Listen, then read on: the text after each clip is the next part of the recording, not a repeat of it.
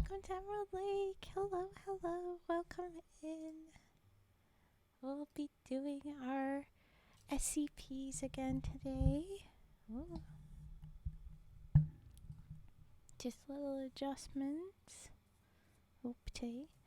I'm excited.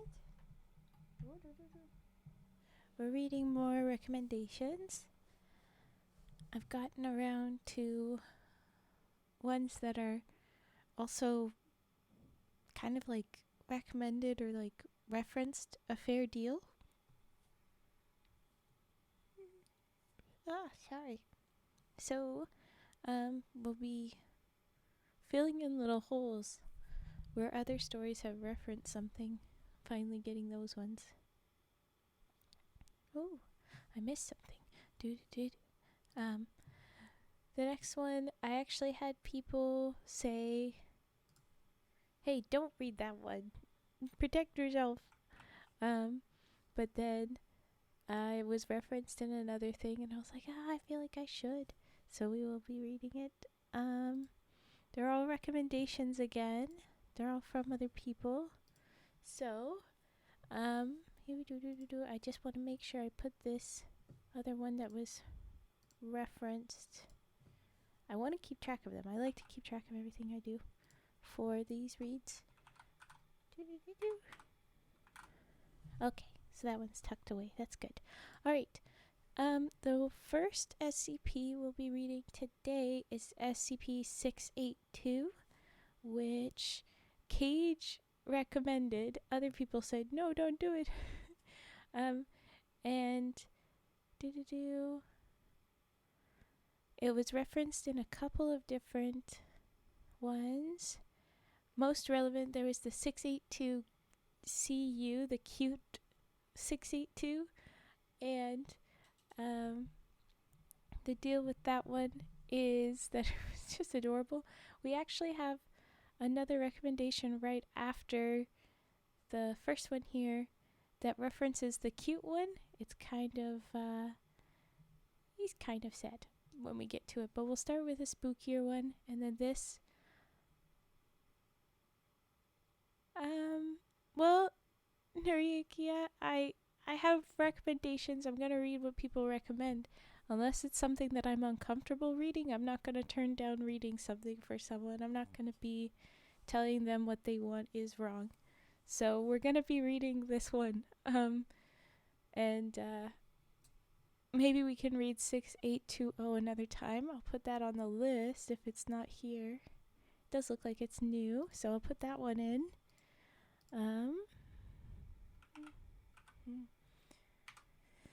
6820. Okay, cool.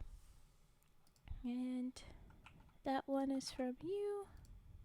I like to keep track of all of them so that I don't forget, because I definitely do forget. If you haven't noticed with watching me, I do get very distracted at times, so it's very easy for me to have missed one. But okay, we have that all lined up. Alright.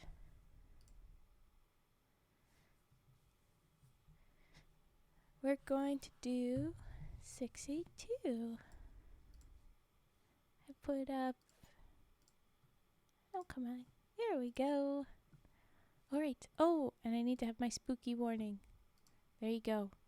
And this one is definitely supposed to be more aggressive. It was referenced in one where they had to use their most soft, fun thing ever. They tried to use it on this guy to make him chill the heck out. And it worked for a little bit, but then he got very mad. So, I have a feeling this will not be a terribly fun one. But here we go. Item number SCP-682. Object Class Keter. Special Containment Procedures. Sorry, readjusting. Special Containment Procedures. SCP-682 must be destroyed as soon as possible. Ooh. Well, it doesn't say he's decommissioned. It doesn't have a -D, as far as we know, still around. At this time, no means available to SCP teams are capable. Okay, well that explains. No teams are capable of destroying SCP-682, only able to cause massive physical damage. Okay, we can only give it a bunch of pain. Lovely. SCP-682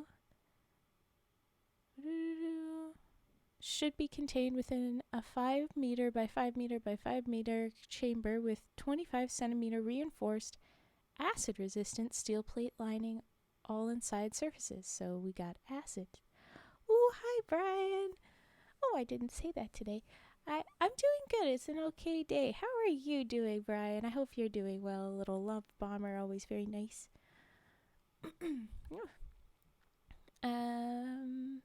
Yes, the acid thing.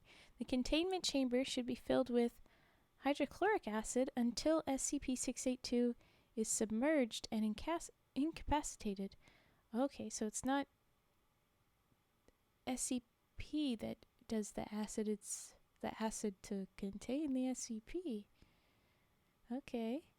Any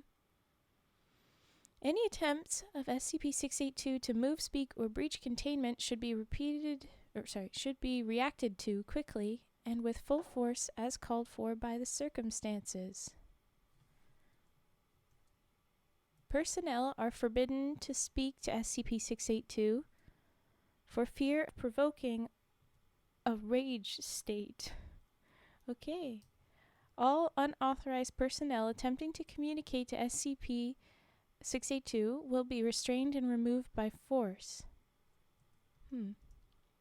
Due to its frequent attempts at containment breach, difficulty of containment and incapacitation, and high threat of Foundation exposure, SCP-682 is to be contained in site redacted. The Foundation will use the best of its resources to maintain all land within 50 kilometers clear of human development. All right. Ooh, thank you for the follow. Thank you. Oh, goodness. Why? Thank you for the follow. Feet Lover 69. Haha.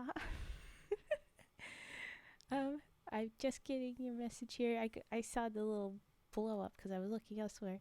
Hey Raven, you are outstandingly awesome and fantastically amazing. Plus, you are worthy of all the nice things that come your way of life. You are just severely nice. I'm doing good today. Tired now.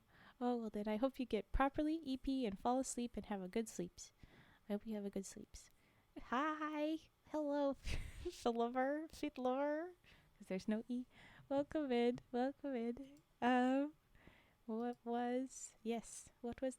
this doing?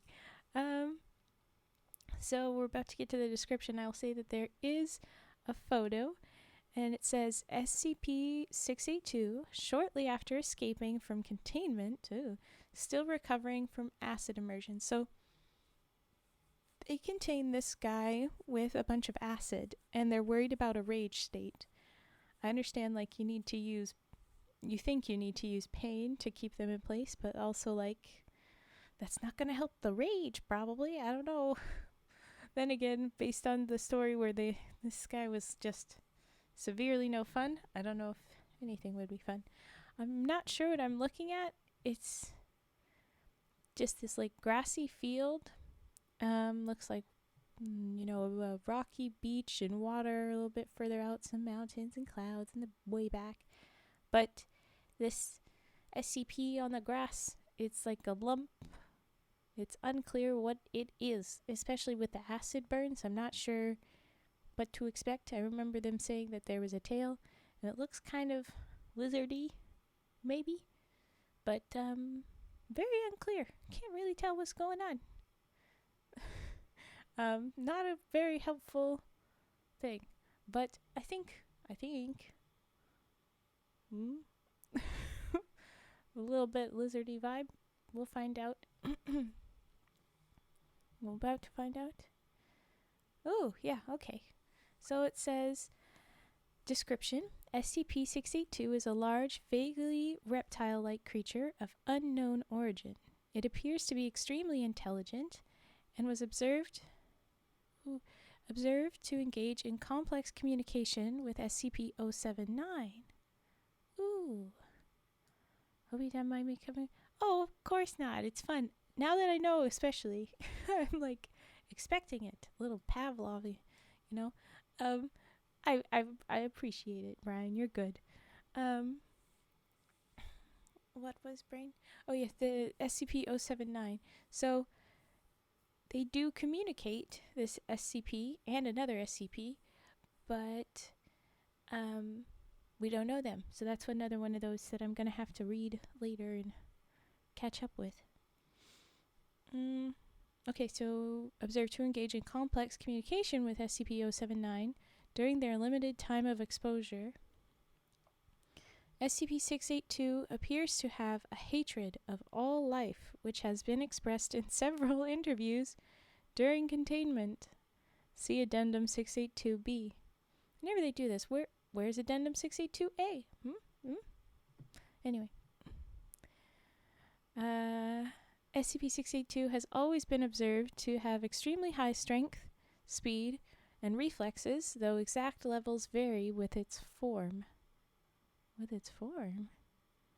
SCP-682's physical body grows and changes very quickly, growing or decreasing in size as it consumes or sheds material. Okay, so it sheds and it gets small? Why do you get smaller? SCP-682 gains energy from anything it ingests, organic or inorganic. Digestion seems to be aided by a set of filtering gills inside of SCP-682's nostrils, which are able to remove usable matter from any liquid solution, enabling it to constantly regenerate from the acid it is contained in. Ugh, yeah. You're gonna constantly heal, but just constantly in pain as well. Oh! Hey, welcome to Emerald League. Thank you for the follow. Toten1111. Welcome. Thank you for joining. But no wonder he's a unhappy lizard dude. Reptile dude. Hello, how are you? I'm good. We're in the middle of our spooky story.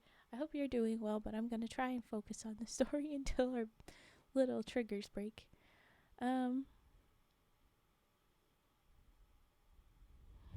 You don't need to say that you were about to. You're not quite saying it, but I'm like, you're getting very close to it. We don't take attendance here, Cage. But okay, welcome in. Glad you're here too.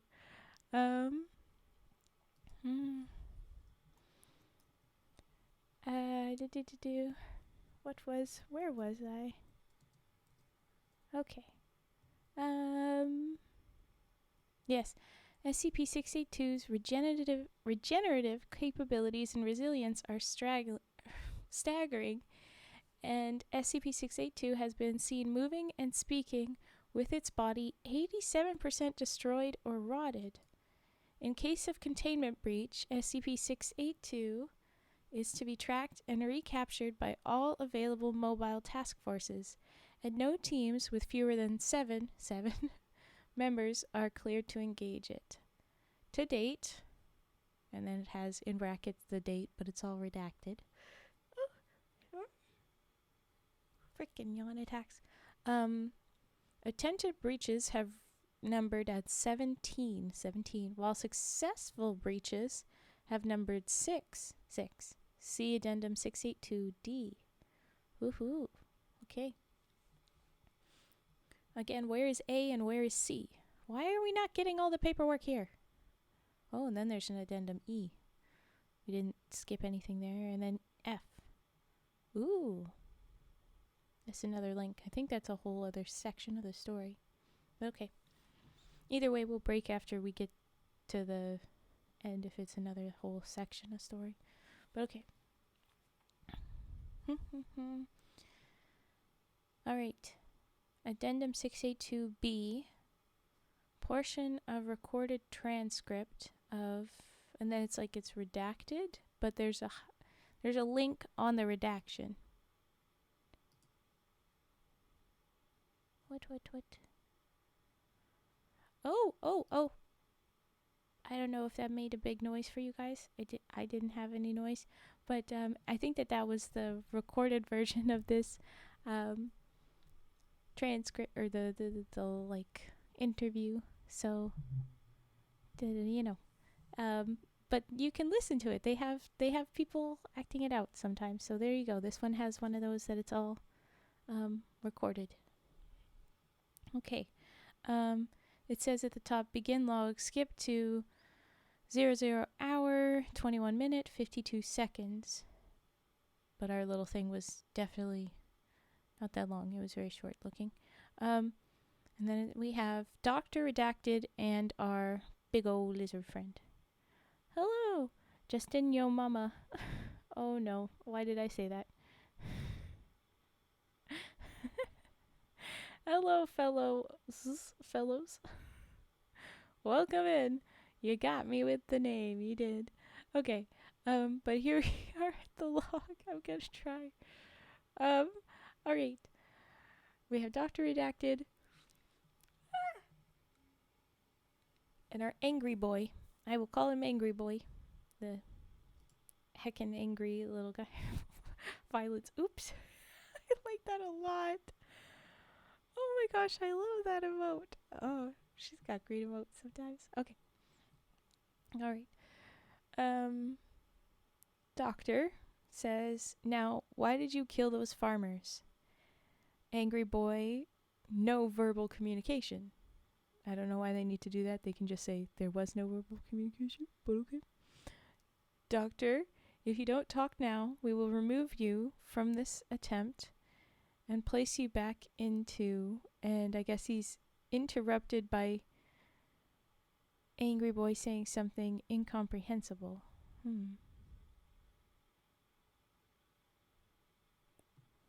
And then Doctor again, pardon, and we have motions to move microphone closer. Angry Boy is still saying something incomprehensible. Doctor says, speak up. Doctor to personnel D085, so the bait is basically what they use them as anyway. He tells their slaves too, our Class D folks. He tells the Class D person 085 move the mic up closer. Angry Boy, I guess we can hear they were, and the rest is incomprehensible. The doctor says again to the 085 person, that microphone has only so much gain. Move it closer to it. It. Rude. Use them. Say them. Move it closer to them. I mean, I'm kind of making masculine. Angry boy. Angry buddy. But anyway. Okay, so then our personnel D085 actually gets to speak. Good for them. Personnel says, his throat's messed up, man. Okay, so that's... Yeah, you're giving him he. Makes sense. His throat's messed up, man. Look at it. Not nice. He ain't talking. And he's interrupted, or they're interrupted, personnel. Gasps and screams. Oh. Angry Boy then appearing to assault D085's body. I don't know why appearing from the gasps and screams. I would say that is what he's doing, but okay. And then again it says they were, and then also disgusting. That's all we get out of what they were saying. The doctor retreats from the room, and the end of log there. Ooh. Okay, so our lizard friend broke out. They were trying to interview, and they couldn't hear much. The throat was messed up because you keep injuring the buddy to try and contain them. And so not very good at making the sounds, but also sounds like they can sort of speak, just not very clearly. You only hear they were and they were disgusting. Ugh. But okay. That was Addendum B.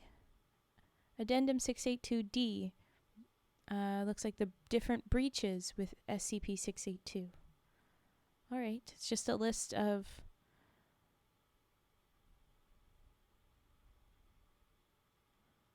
different people that handle it, I guess. Oh no, it also lists who got hurt. Marvelous. Okay. So first occurrence of a breach on redacted date, handled by Agent Redacted, long name, Agent Redacted, short name, Agent Redacted, other long name, and then it says KIA, killed in action. So we have, I'm going to keep a little track here. We have one agent down. And then we have Personnel D129, KIA. Personnel D027, KIA. Personnel D173, KIA. Personnel D200, KIA. Personnel D193, KIA. So we have 7 people dead after that first breach. 6 of them Class D personnel. 1 of them an agent. Alright, second occurrence, different redacted date probably. Handled by Agent Redacted. Agent Longer Redacted. Doctor Redacted. Personnel D124. Hey, one of the D people got to live. Yay. And then, here's the next list. Personnel D137, KIA. Personnel D201, KIA. Personnel D202, KIA. Personnel D203, KIA. Another 4 dead, all personnel. We have 10 personnel. Another 4 personnel dead. Total 10 personnel D dead. 1 agent. Third occurrence. Different redacted date. Handled by Agent Redacted. Major Sergeant Redacted. Agent Redacted. Agent Redacted KIA. Ooh. Personnel D018 KIA. Personnel D211 KIA. And Personnel D216. The last guy lived. So we're up to 12 personnel Ds and 2 agents.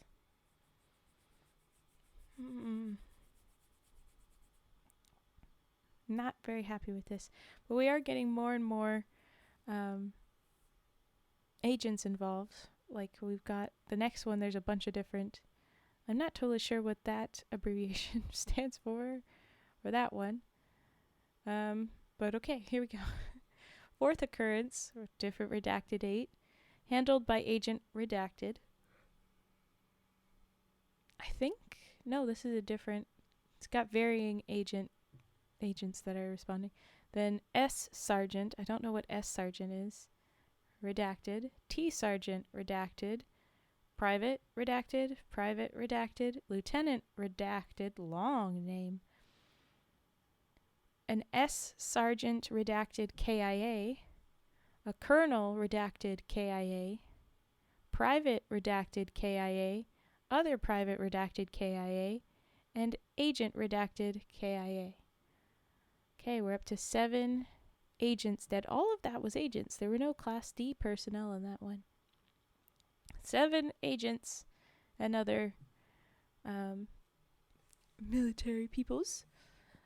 And then 12 Class Ds. Fifth occurrence. Redacted date handled by personnel. Oh, there's no agents at the top. It starts with a personnel D.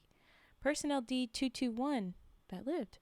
Agent redacted KIA. Agent redacted KIA. Agent redacted KIA. That's 5. No, that's 10. Jeez. 10 different agents and such so far. Then personnel D028 KIA. Personnel D111 KIA. Personnel D281 KIA. Personnel D209 KIA.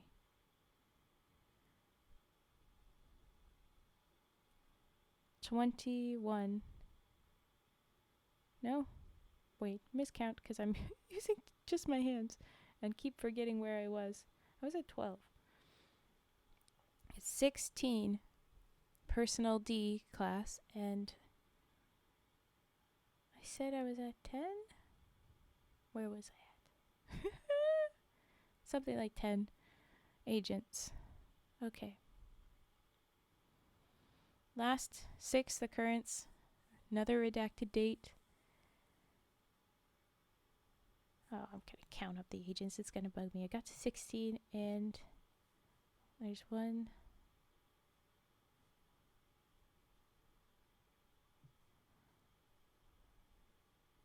2, and then it's the lots of them. 3, 4, 5, 6, 7, 8, 9, 10. Yeah, it was 10. Okay. 10 and 16. 6th occurrence, da-da-da. Handled by Agent Redacted. Agent Redacted. Personnel D291. MIA. They're just missing. So I'm going to guess in the chaos, that one dude was like, I'm not letting them kill me just because of this nonsense. I'm getting out of here. And good for them. Ugh. Don't let them treat you like fodder. Jeez. Okay. And then Agent KIA. Agent Redacted KIA, sorry. Agent Redacted, very long name again, KIA. Personnel D299 KIA. Personnel D277 KIA. Personnel D278 KIA. Personnel D279 KIA. End numbers was 20 Class D, 12 agents and military personnel, all dead. 32. No, wait, what? Yes, 32, brain. And then 1 that just snuck away, or is also dead, but we don't know. But anyway. Okay. Whew. Addendum 682E. Termination options. Okay, so after all that, they're preparing for death. Okay. Log of event 682E18. What was event E1 through 17? Other attempts to kill, maybe? Thanks, Brian. Thank you. Okay. Doctor Redacted attempts to use SCP-409 on SCP-682. I feel like in this case I should probably know what this one is, so I will click it now instead of just going back later. Okay, so the image, it's something that resembles a quartz crystal. Skimming. Anything that comes into contact with 409 will begin to crystallize after 3 hours. And anything touched immediately crystallize. Nothing is able to reverse it. Okay. So it'll be very painful turning to stone. That's what they're trying to do to Angry Boy right now. So Dr. Redacted attempts to use the crystal on Angry Boy, because we like names better than numbers where we can. General Redacted, General Other Redacted, longer name, and Other Doctor, much longer name, observing. At 400 hours exposure, SCP-682 began to tear at the point of contact. Tear, maybe, at the point of contact, causing massive... No, tear at the point of contact, causing massive trauma to the area, which doesn't say where, but fine. 682 Angry Boy requests several times to know what it has been exposed to. Hi, Yarshenchi. Thank you for joining us. Hello. At 800 hours, 4 hours later, crystallization begins. How did he tear at the point of contact? Was it because they like shoved the crystal? Like, did they cut the dude? Wasn't like just touching it. So like, did they cut it? Anyway, crystallization begins at 4 hours later at 800 hours. Not anyway, 8 a.m. Spreading much slower than normal. Yes. Yes, indeed. Hello, SP Freely. Hello. Welcome in.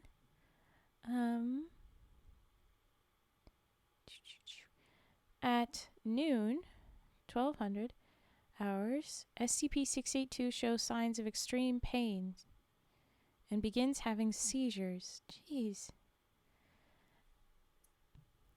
So, after 4 hours of crystallization, seizures, and extreme pain, 5 hours after crystallization, 1300 hours, crystallization stops at 62% conversion. Crystallized area explodes, causing massive physical trauma to SCP-682. And another hour later, 1400 hours, SCP-682 recovers from exposure despite the loss of limbs and organs. Our angry boy begins regeneration, stating that it will attempt to kill and consume all staff involved in Event 682E18. Yeah, I would. If I was a very, very angry buddy and they just kept torturing me like that, yeah, I'd probably start to threaten them to try and hopefully get them to freaking stop, but okay. Awful. And at the end of that little log, SCP-682 appears to now be immune to the quartz SCP-409. Use of other SCP items to terminate SCP-682 must now first be tested on samples of SCP-682 before full-scale testing. Samples? So you like cut pieces off of him and just held on to it for testings? Another layer of, okay, so you're cutting him up. Lovely. Good old 682 reading. Yeah. Yay. In accordance, the doctors, I think it's supposed to be in accordance to the Dr. Redacted's recommendations. See document 27B6. I have no access to said document. Dr. Redacted and Dr. Redacted have requested permission.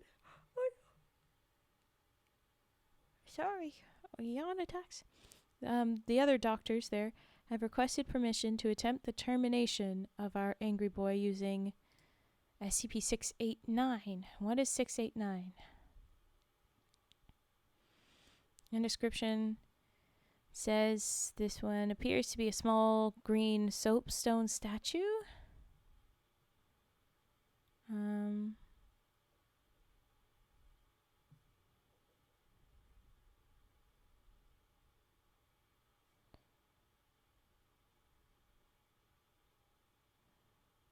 It says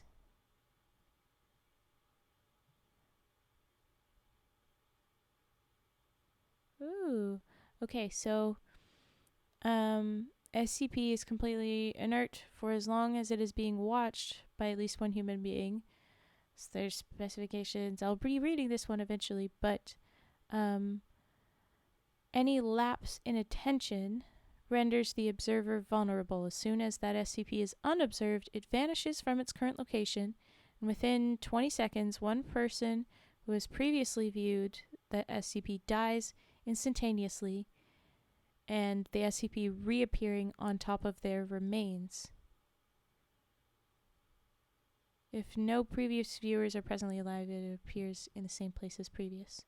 So, if you stop watching, it'll smush you, kind of, maybe. You die, and then it's on top of you, either way.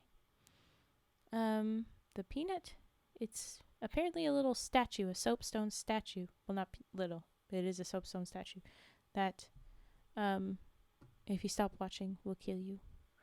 But okay, so you're attempting to use that SCP-689 to do that. The request is currently pending approval from the redacted. It has also been suggested by Dr. Gears, our first person to use their name, to use SCP-182. Hey, you're not late. I don't take attendance. I almost said that. It wasn't quite warranted on Cage earlier, but almost. What is 182?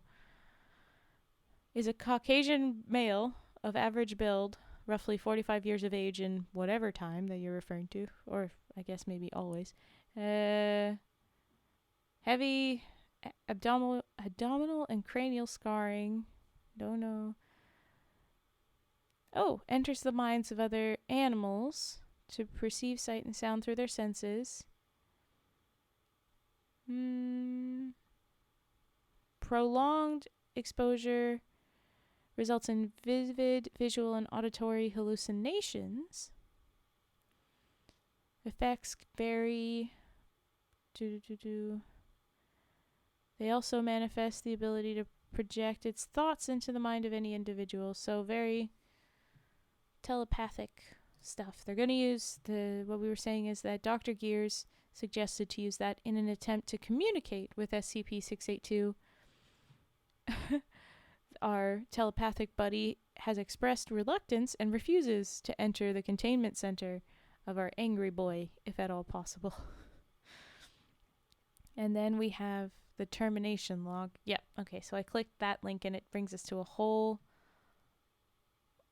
giant list. Oh my gosh. I don't think I will read this one. It looks like it's the length of a football field a couple times over.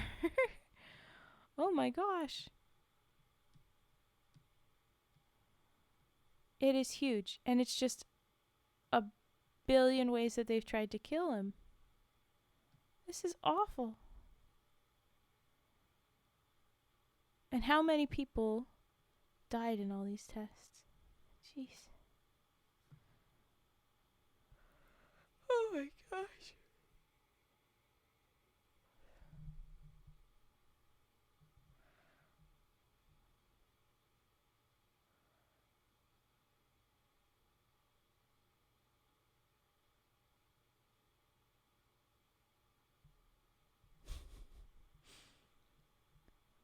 And then there's a whole, at the very bottom of it, it said, like, if you try and edit this, it says that you can't add anymore, so you'll have to contact somebody else. And then it's new instructions for how to do this. This is a fragment page, and it's a whole other, also long, giant list of more ways that they have tried to kill him.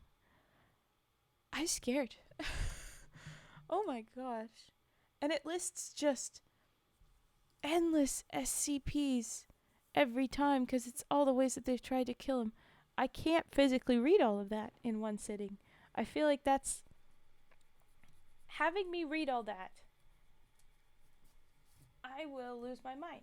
Also, additionally, here, there's all those SCPs that are referenced, and so I would want to read every single one of those as well. And that's just, it seems, based on that, the entirety of the Foundation's catalog is what it looks like. It is huge. I can't read that one. I wanted to read that one. Never mind. Wow. Okay. Hi, Millennial. I was on a ramble because, wow. Yar, that is so sad. That is very bad. That is very bad, Riz. You say, now watch the Riz Master? Yeah. Okay. Yeah, you need the little Cupid. Okay. But welcome in. Good to see you. I think that's gonna be the end of this one. What was the ramble about? That it was just a giant freaking list of all the ways that they've tried to kill SCP-689, and it's just all of everything, the everywhere. It's, oh my gosh. Okay. So we're done with that one. I thought I would read the little link, but it is extremely long and I cannot physically pull that off. So instead, we're going to just pop right on over to our triggers. And our first one is brushes, so we'll do that. Okay. Here we go. Gotta take a second. App. Sorry. I'm gonna take a second to readjust things. And I'll remove that eyesore. Just a giant freaking list. Don't know what number that is. I know what a CP, but not that specifically. It's so you mean like 682 is the lizard guy, big, angry, hates everybody, and then it's this list of all the ways that they've experimented to kill him. So it's pretty much all of the Foundation catalog of things that could maybe be used on the angry buddy. Just all of them. Everybody used. Okay. Ooh, big adjust. Everything needs to be moved around. It was insane. It was insane. Okay, here we go. Brushes.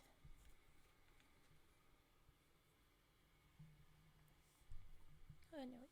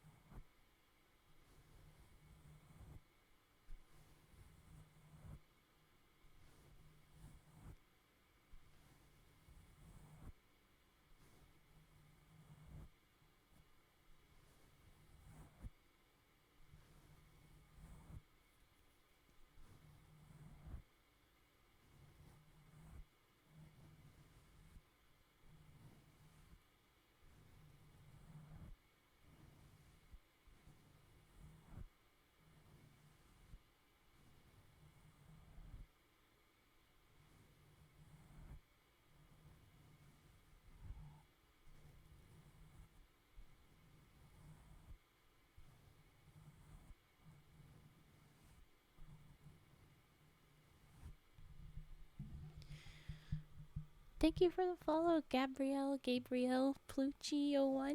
I don't know which one for sure based on the little text, but thank you for joining us. Thank you for the follow.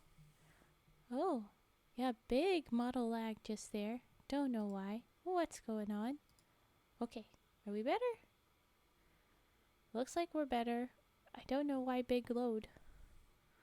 Oh my gosh. I'm nervous. Why is this all loading? Looks like it's partially on Twitch's thing. I'm gonna just reload this whole window. Yeah, it's not being very nice. I don't know when you'll hear me, but we have big issue. It's having a time. Ugh.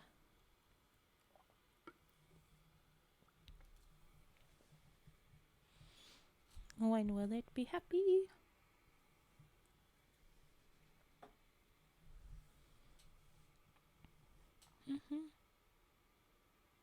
Everything be loading. I'm sorry. Okay, hopefully we are back together now. Yes, that load was very recent, so that's good. That's a good sign. Alright, looks like it's moving pretty good. But everything was very weird. I don't know what that was. You're very right. Weird little loading things. Okay, next is typing, but I'll quickly say our trigger word. manganese dioxide. Manganese was always so annoying because there was magnesium right there, and then your brain is like, is it manganese or magnesium? It was always annoying.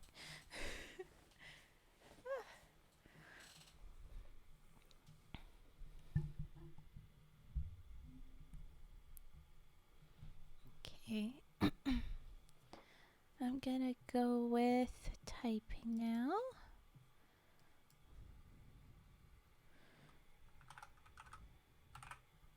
Let's put that over there. Things in the way. Tidy up. Okay. How is the court thingy? Oh, do you mean the trial that we did a while ago? Oh my gosh. That was a whole thing. That was a few weeks ago now. Like almost a month now, I think. But that was a very fun thing. It was silly. Ended in kind of a draw. I think you won, Cage. Vi said, hey, you know what? We're gonna be done.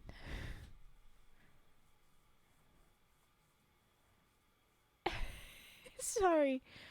Hello, Miss Obsidian. It is my please to invite you to the 106th annual Tickle Tuesday event, taking place tomorrow at 6 a.m. on top of Mount Rushmore. You mean the sacred mountain that was blown up to honor a bunch of white men. I assume I do not have to tell you how limited and special this offer is. I hope to see you there. Yours sincerely, the Tickle Maestro, Mia. Well, welcome in, Mia Melody 2006. I don't think I will participate. But, oh, heckin' wow. Yes, it went. It was a fun time. As I was saying, Vi ruled that we should all go out for ice cream, and specifically that Frigid was supposed to buy our ice creams, but it was fun. Okay, I'm gonna do my typing now. Okay, we're gonna do the typins. It was good.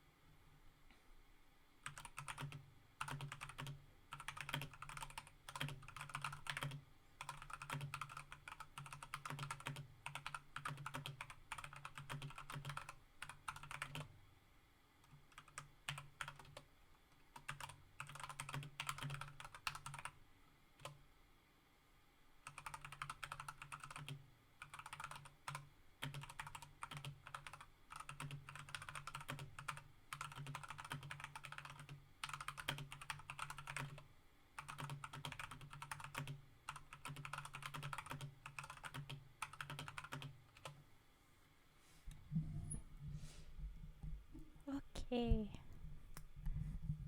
And that will be our tippy tappy typing. Okay. Here we go. It's scissor snips. And then mic arm sharpening. Heckin' yeah. Cool, cool, cool. What was this? It was good. Chompclit tit. Chip. Chompclit Chip. Do you know what you wrote? Anyway, and then I mess up. Can I take her spot? Yeah, Frigid, go. It would be my please. It would be my please to fill it for her. Quiet, you are trying to get tickled. Guys, I found a stick. Ooh, fun. Okay, great find. I feel very much like I have a pack of 5-year-olds to look after in this chat. Yes, my ice cream was good. I cannot pronounce chocolate chip. Hey, look. They are inviting for Tickle. I want to go to Tickle. No, you can't go to Tickle. I have to go to Tickle. I found a stick. Ooh, nice stick. What a beautiful stick. The stick of truth. You're just a gaggle of 5-year-olds. It's lovely. Okay. Here we go with the scissor snips time. How about that?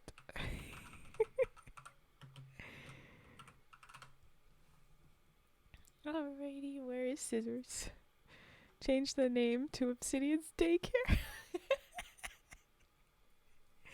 I have my own daycare. The frogs, whenever we do the fairy tale reads. It was so sweet last night. I'm sorry, but whenever Natsu's niece joins us and she gets excited about whatever is going on, that just makes me so happy. I hope that little girl's having a good time. And when she was like, oh yay, she took my recommendation. It's so cute. Since everyone is 5, reminder that this stream is 18 plus only, so we gotta run. Pig's nose. I like Toto's. Frick. Oh my goodness, you guys. Okay, I'm going to do scissor snips. I'm sure you are properly at the right age, but at the same time.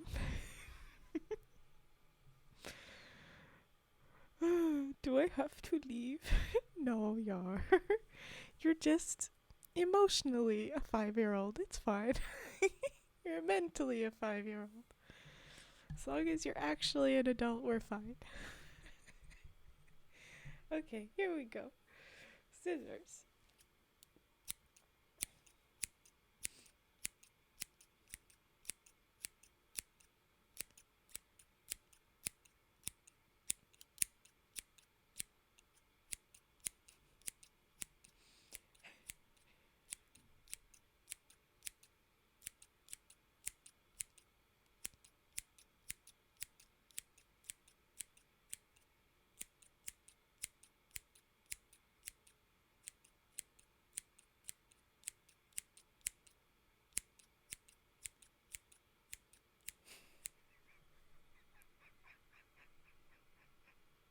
How did you hold up 60 fingers, Yar?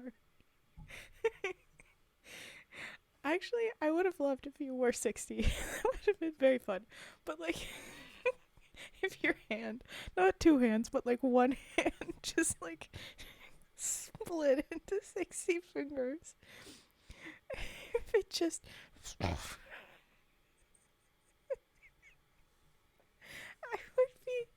I'd be having a very fun time, especially since Frigid is over there. And I still imagine Frigid. I imagine you as the little photo you put of the little... Why am I forgetting his name? I think it's Shuckle? The Pokemon that you put with the little gentleman mustache and hat. That is you in my mind. So, like... You hold up 5 fingers, you're cute little toddler, and then Yar just responds, I'm this many, giant hand.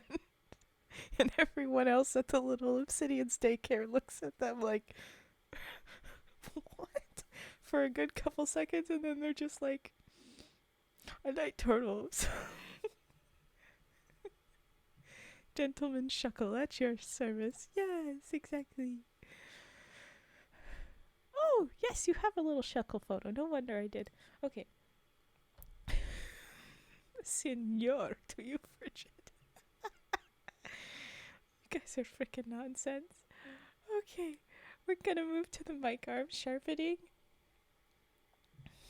Now I've just got another collection of images of you guys. You know those people that have the different animations that they make the quick, simple little stick mens, and then it's just the username as their face. That's you guys for most of you, and then little shuckle for frigid, little gentleman shuckle in a courtroom, and then this is you the other percent of the time. You're just a like I can see you as these goofy little cartoons in my head.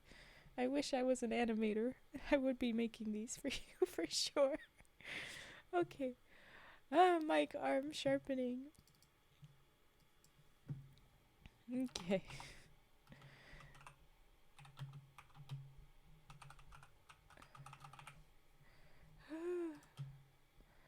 Mine is based on the album called The Bends. I like hotels. I like turtles.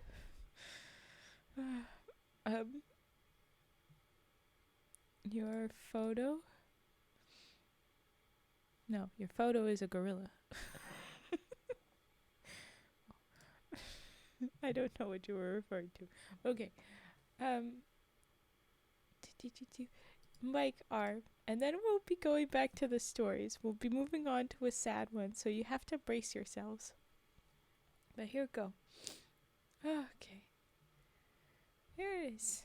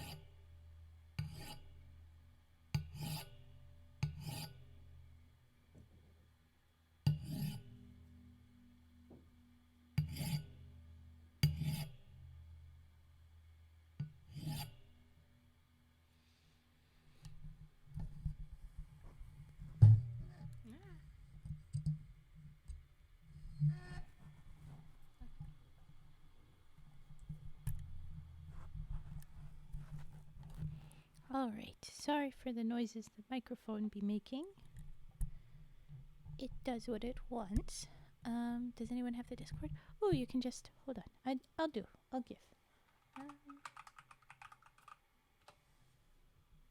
There you go. Let the bot do it. Okay. We have all of those. Oh yes, welcome, Soranito. Thank you for the follow. Have to call out everybody that follows, so thank you very much for that. Now, the next story. Yes, it's a very long title. It's kind of a sad title. You get the idea.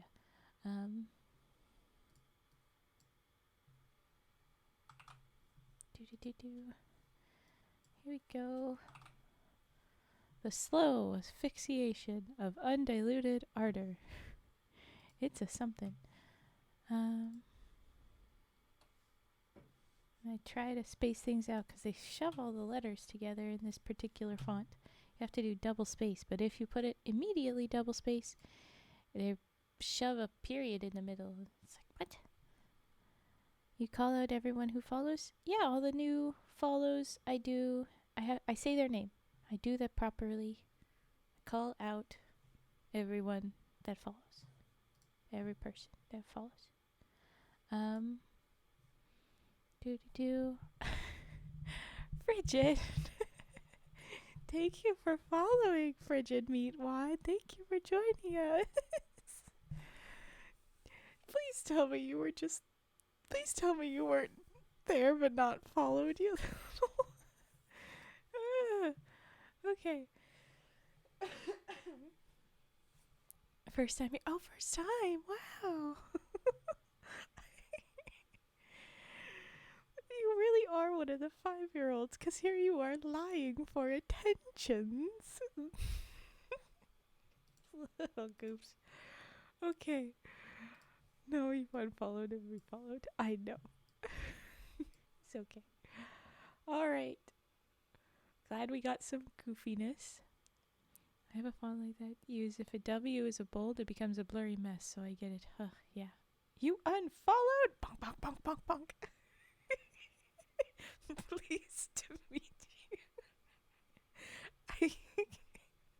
I'm imagining that happened quite literally.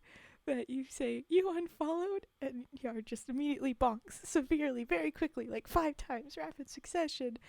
And then a weary, like woozy, spinny clouds coming off of this little shuckle head, and the mustache starting to fall off. So extends a hand. Yes, pleased to meet you. Because now you have brain damage and you're. It's funny because ow. Severe brain damage. Tap taps. Where's the honk for the violence? Okay. Oh, you guys are just bringing up such vivid imagery when you do these things at this point. It's so silly. Okay. We have the slow asphyxiation of undiluted ardor. A sad one, so brace yourselves. This is all in reference to 682CU. If you didn't know, it's 682CU means the cute version of it. Its object class was called what was it? Pink and Fluffy or something like that. I looked at it earlier. And so just an adorable little yellow lizard that everybody loves, and all of the instructions on the page was like, give it all the love. Tell it it's the cutest little lizard ever. He's the best little lizard. Oh, he's so cute. All this stuffs. So we love this lizard at the foundation. They have given themselves this one thing that is good and nice and cute and sweet and love. Everything else is mostly a mess. Sometimes a joke. But okay. Here we go. There was nothing in this room but love for the little lizard. Barely 25 centimeters long, the 25 square meters of enclosure provided was a barren wasteland of love and affection. It had gotten used to sleeping out in the open, with nothing but love to hide under and keep shelter. It curled up in the felt lining of its enclosure and dreamed of sand and warmth. There's a little line, a new section story. The room was filled with love when the lizard awakened. Love could not warm a room, and so the lizard who dreamed of hot desert and sand awoke sluggish and cold. There was no sun to bask in, no heated pad underneath or lamp above. It dragged itself along the ground against the walls, bumping its nose against the door that promised freedom away from this love-filled room. A camera recorded the crawling movements to upload the footage to YouTube. Such a beloved little lizard was quick to receive attention in a medium it could not even comprehend.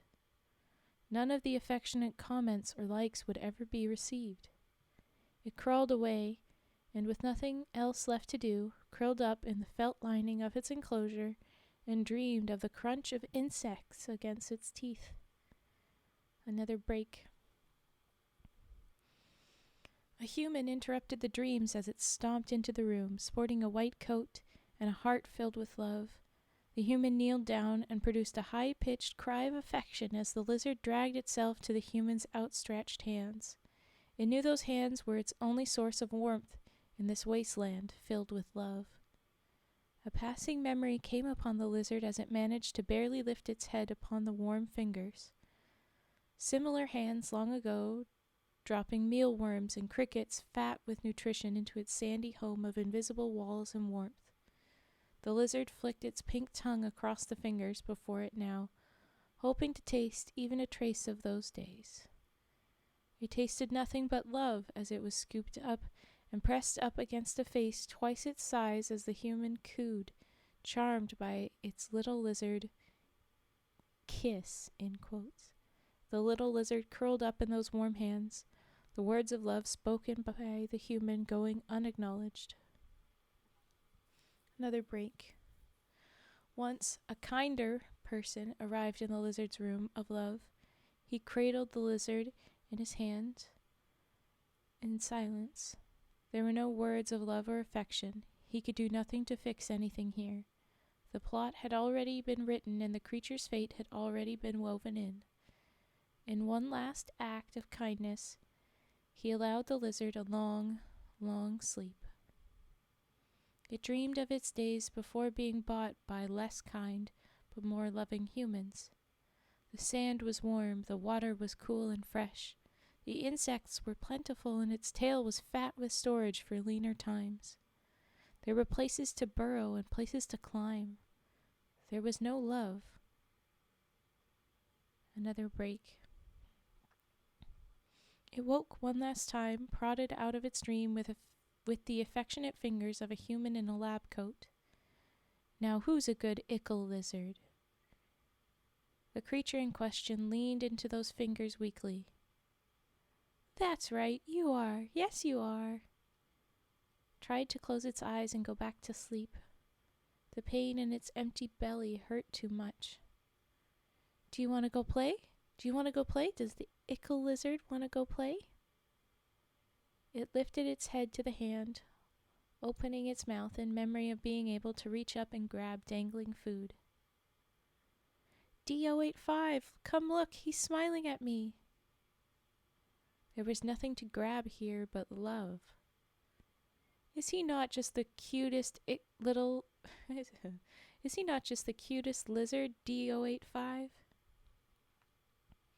The second man approached and looked down at the thing he was asked to witness. It looked less like a lizard and more like a wrinkly, rotting banana with legs.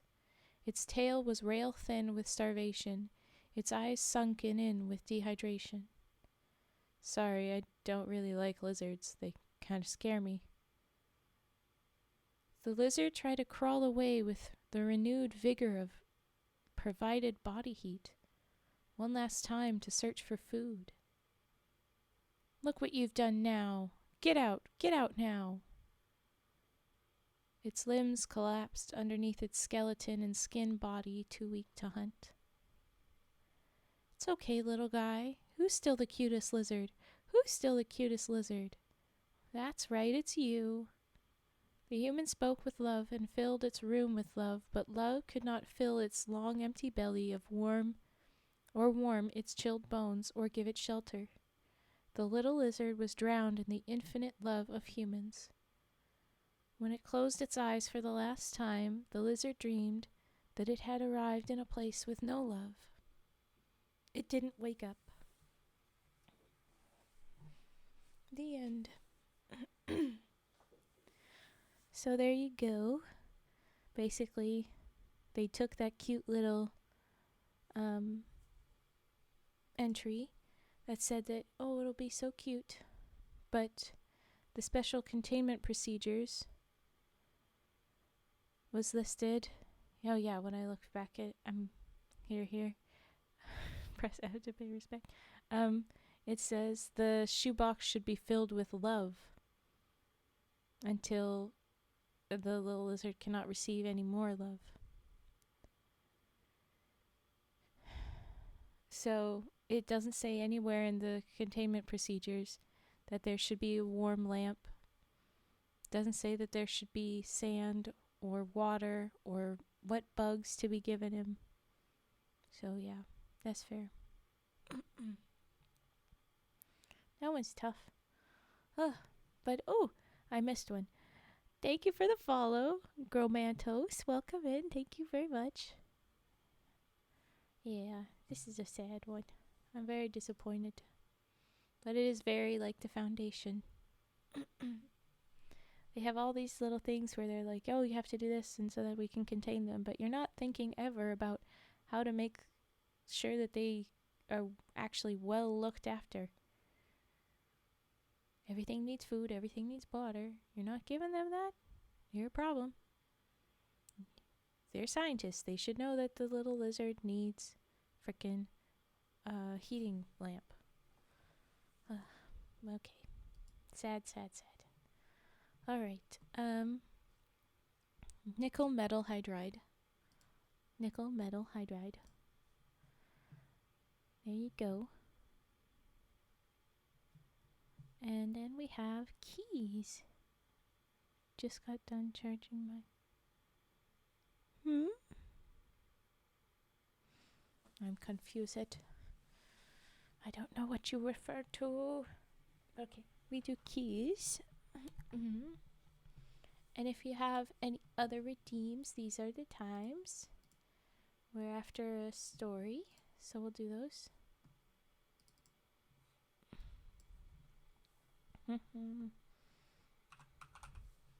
So, okay, there we go.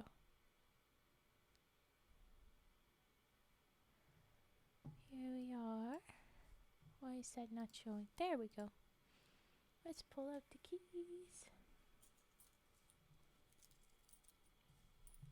Okay.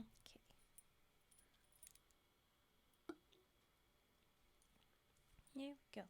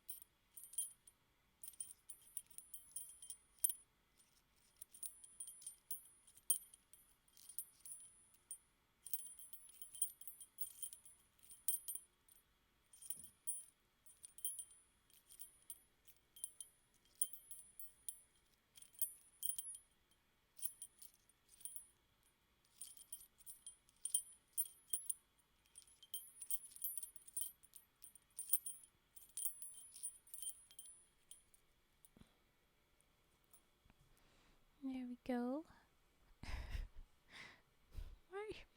Why rice? Okay. 2005 Honda Civic. I don't know what's going on. How did you know I love rice? You guys are so goofy. Okay. Next one was page ruffling. I'm glad we got back to the page ruffling. Okay. Giggle giggles. Yes, yes. Okay. I always start with the little book. It has only a few pages and it's stiff paper. And then I go to the fluffy book after. So here we go.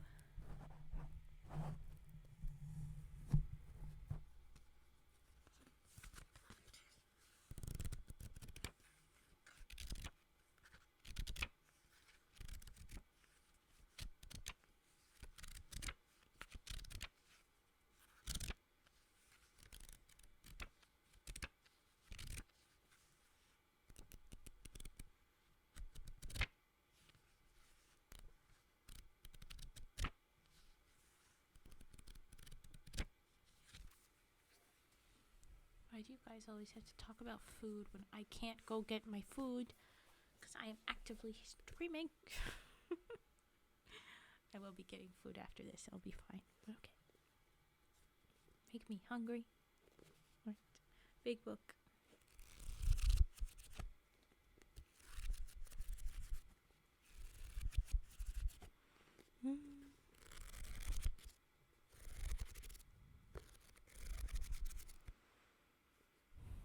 Old book smells. Whenever you fluff the pages, the smell.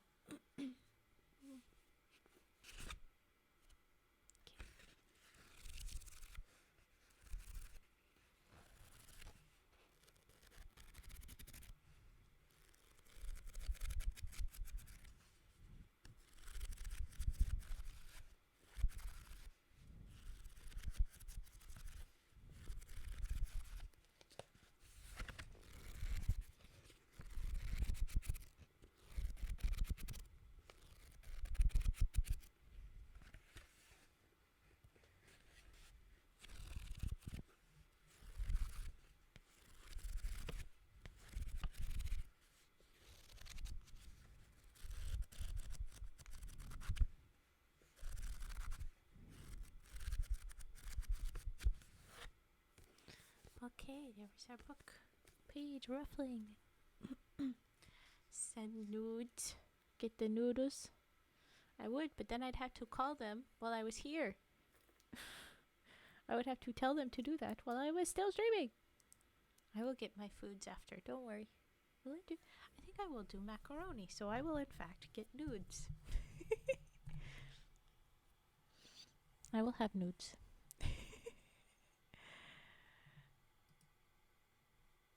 Okay. Current trigger. Takeout phone call. Does that mean I would have what they say? And who actually phone calls, though? I should just put it in phone, I guess, but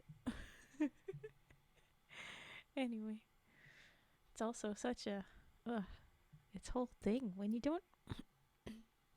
How are they gonna find me here in Emerald Lake? They're gonna have a hard time. they're not gonna get here very easily. I always have to walk out and find them, so it's a problem. And then they usually get spooked. I have to drop the antlers. It's not good. The one closest to me sadly closed down. The other in my town on DK. Ooh. Speaking of which, y'all's Chinese restaurants close on Mondays or just mine? Everyone a 20-mile radius is always closed on Monday. Holy, you're right.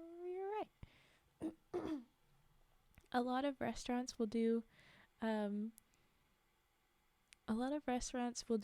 the Mondays or like a Tuesday off because the weekends are the busy time and they need to have some day where they're not doing stuff. So they choose something like Monday where it's slower. Okay, here we go. Trigger word. Let's do this. Whoa, sorry, big bonk. I was gonna do this. Boop boop boop boop boop onto phone.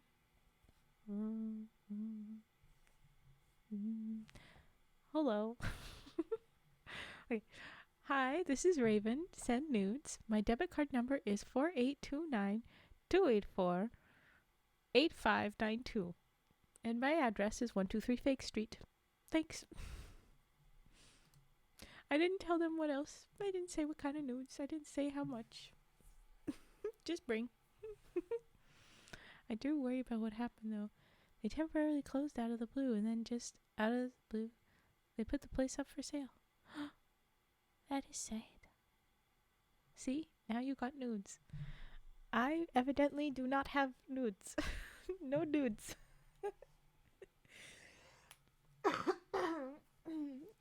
I'm sorry, big icky cough. I should be muting. But okay. Send dudes. Doodles? I would like doodles. Doodles are good.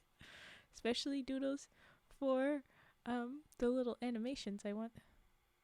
Sanudes. I don't know what that one is. Is that just a quicker version of send nudes? It's very quick. Okay. Send nudes. Okay. You guys are really going for it. Okay. Let's do the next story though. Yeah. Let's do the next story. Come on.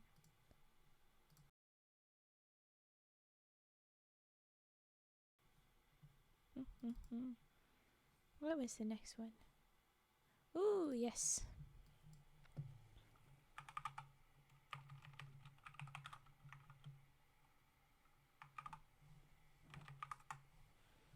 There we go. Is this one what I think it is? Do. I think so. Goodness. Okay.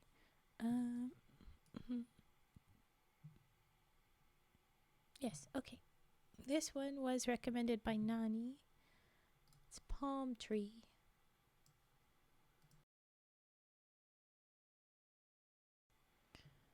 Ooh, when COVID hit, it put the Japanese restaurant I was going to try out for the first time of me ever eating Vietnamese food. Never came back. Aww. I should be going out to more places to try more stuffs. Try shawarma. You'll never forget. And you'll never regret.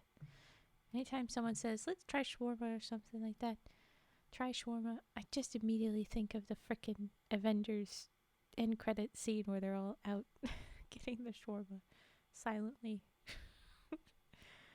One Chinese buffet kept ignoring the shutdown order and the health department's fine put them out. Yeah.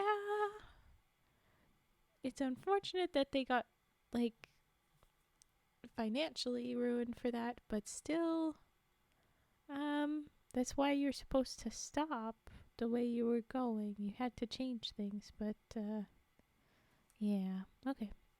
It's a Thai place near me. I'm a bit picky for most of their dishes, but they have one hell of a good Thai iced coffee. What makes it Thai? Okay, but yes. Okay, focus. Raven, here we go. Oh, that would help. Okay.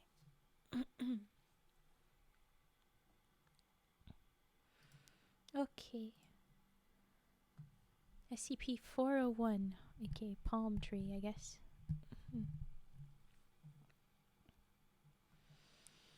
Item SCP-401. Object Class Euclid.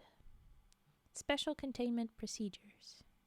SCP-401 is to be kept in an enclosed courtyard at Site Redacted.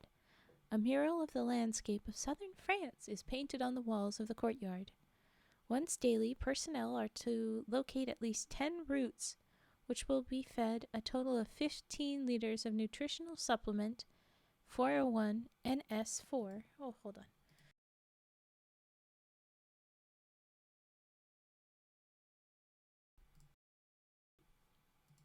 Okay. It's a special blend of sweetened condensed milk. Oh, okay, cool. Okay, they're given a supplement 401 NS4. They're given that supplement, and they are to try and remove any solid waste produced. An EKG is to constantly monitor SCP-401 for any anomalies. Refer to Incident 4011 for details. Female personnel are not to enter the courtyard at any time between March 15 and April 1 under any circumstances. I don't like what that is implying. Oh no. Okay. Alright, here we go. Description. SCP-401 was discovered near the French city of Redacted when agents responded to reports of the ground bleeding. Ugh. When led to the site, investigators found a human mouth embedded in the soil, licking away the remaining blood with a long prehensile tongue. It was not until a week later that agents realized that the mouth was part of the root structure of what at first appeared to be a 40 meter tall dead eucalyptus tree with branches shaped like multi-jointed human arms.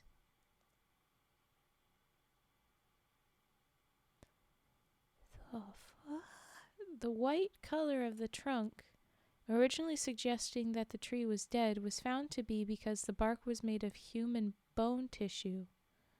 It was given SCP status and evacuated from the area to be transported to site redacted. SCP-401 resembles an ordinary tree in form and function. Does it? If it has arm fronds? This is one mess. Yeah, for sure. Okay. However, human physiology is substituted for plant biology in the fulfillment of necessary processes. The trunk is supported by multiple vertebral columns. Vertebral. Why am I saying it this weird way? My brain is just inside out a little bit. Okay, the trunk is supported by multiple vertebral columns woven together by tendons and muscles and coated by a layer of rough bone tissue. The author, yeah. Also held together by flexible tendons, right? As one goes higher, the trunk will split repeatedly until there is a single vertebral column supporting the rest of the structure. At the base of the trunk are multiple human hearts, which pump blood and nutrients through the roots and branches. The roots themselves are esophagi, protected by a layer of cartilage reminiscent of the trachea. At the end of each root is a fully formed upper and lower jaw, complete with muscles, lips, and the prehensile tongue first witnessed by agents in the field. The tongue seems to be used as a digging implement and as a snare for food, ranging from burrowing animals to edible fungi and plants. All of these roots ultimately lead to a single stomach. This, along with the fully functional, though unusually long, intestinal tract, work to absorb ingested nutrients. Are you sure it's unusually long or it's not packed around? I feel like it's probably, I don't know. Depending how big this tree is, from what I understand, it probably wouldn't be all that much longer. But I don't know. Where does it go? Work to absorb ingested nutrients. Solid waste is eliminated through a sphincteral orifice on the side of the trunk. No roots are found in the area immediately beneath this spot. I imagine. The branches, as initial observations suggested, are human arms. They extrude themselves from the bony trunk but have no bark themselves. Some will split at the elbow so that they may have 2 or even 3 forearms. The palms of its hands all face upward, and the tip of each finger has a human eye growing from it. The iris of each eye is hazel. Dissection of the eyes shows that they are all myopic, though they do react to light stimuli as a normal eye would. So they see close up better than far. Though the chemical process is not yet understood, the retinas carry on a form of photosynthesis which transforms carbon dioxide and water into oxygen and glucose. But what do you mean? What kind of form? What is it different about? It is generally agreed that the eyes are myopic in order to prevent excessive damage to the retina from direct sunlight. Okay. Chemical analysis of the lungs shows that there is a higher oxygen content when SCP-401 exhales than when it inhales. So it's still producing oxygen. During spring, 401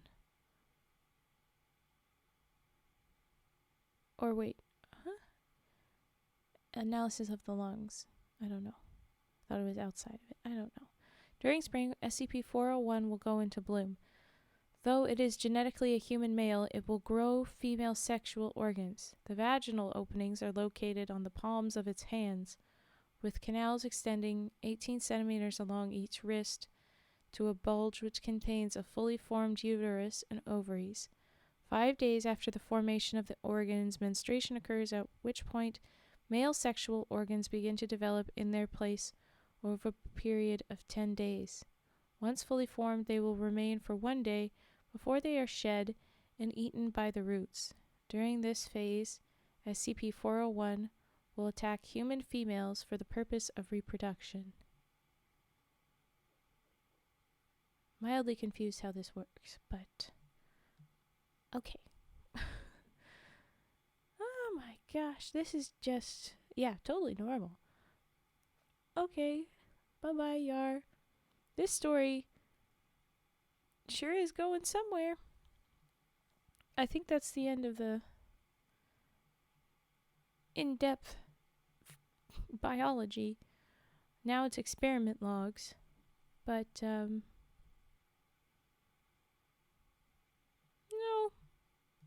it's gonna keep saying these things in a very biological way, but still mess the F up.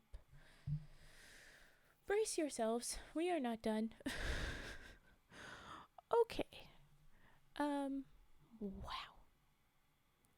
Yeah. We will see you another time, Yar. Okay. The fact, experiment log 4011. The fact that SCP-401 is genetically human, combined with the violence exhibited against women during its male phase, is it specifically male? It says that it has female, anyway, suggests that it may be compatible with human beings. A number of breeding experiments have been proposed to test this. Why? Why would you do that? Why would you want to know that? Why would you create such nonsense? No. Yeah, this is fine. All on fire. Oh my god. So, date redacted. Subject, female D-class personnel, D2055. This is actually so messed up. That this, yeah, plug your, I don't know if I want to read. It's awful. Why would the Foundation do this? This is so messed up. You should not be doing this. And, like, they're doing this, like, specifically, I'm saying, because it's a Class D person, someone that's just trying to avoid death row. She's literally choosing between death and what could be equated to... okay. Hi, Bratty. Raven, remember your comfort comes first. Yes, thank you.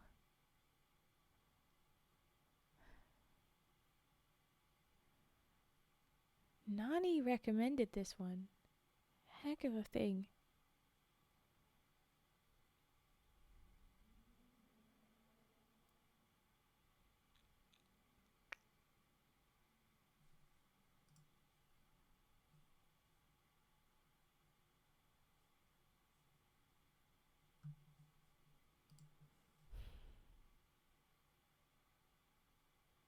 Okay.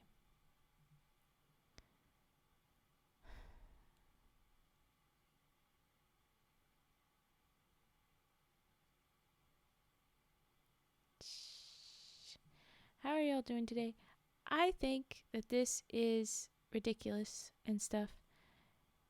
Yeah, and that's fine. I'm not putting it much on Nani.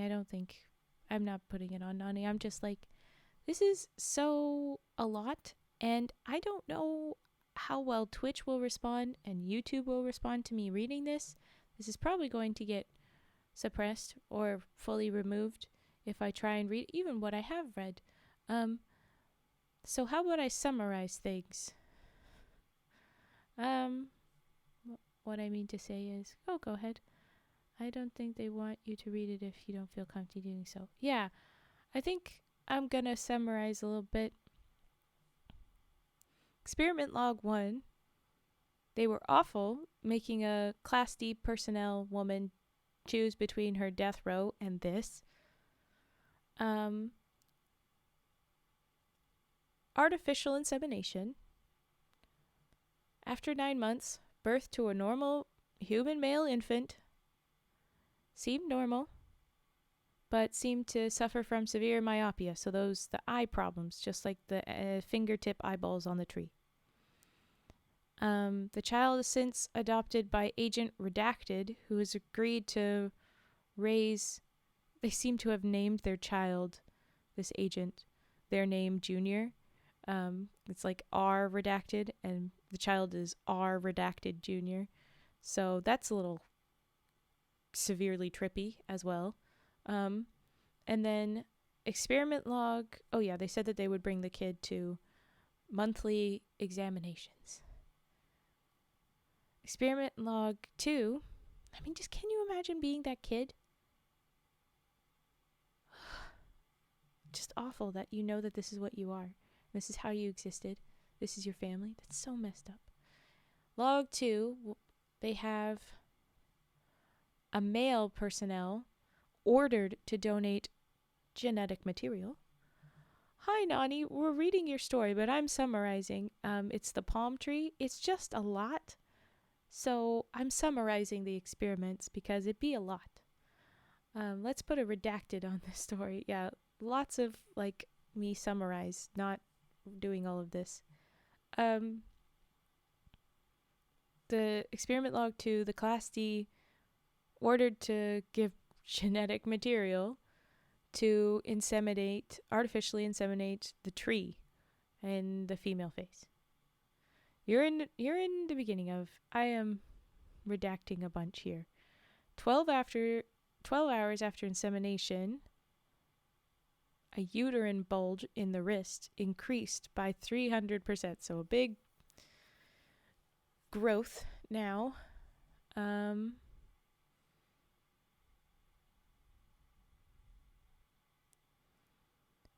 While the other branches continued to go through their cycle normally the next 2 weeks, the one that was inseminated continues to grow.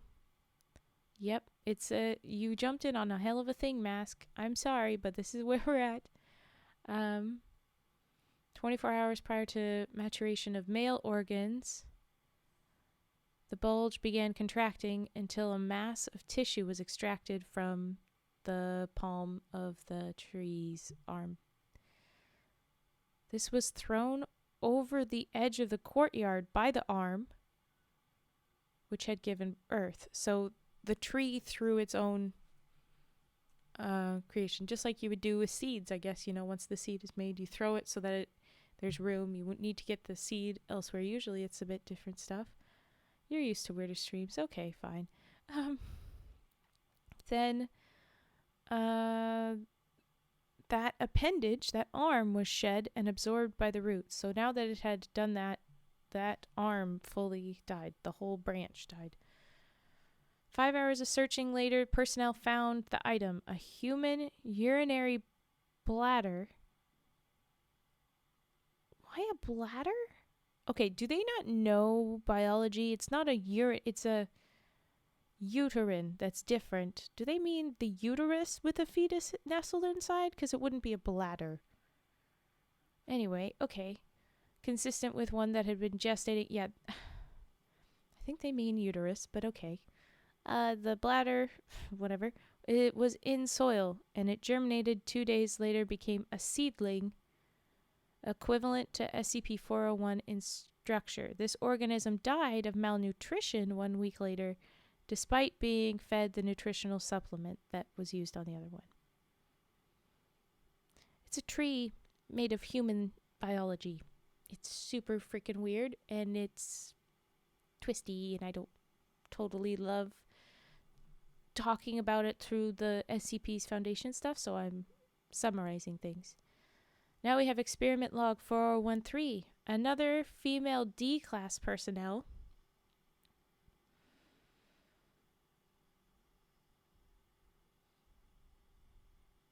They removed an egg from this female D-class ovary and fertilized it with material harvested from the tree, and it was frozen until next spring. Then that egg was implanted into the tree and allowed to gestate. The data was expunged to a certain degree. Nutritional supplement 401NS4 has been formulated with this development in mind. So, I guess they learned from the sapling that didn't grow properly when it was NS3. And then this as well, they have learned how the younger ones need to grow, so they have developed a new thing. But now we have at the very end the incident.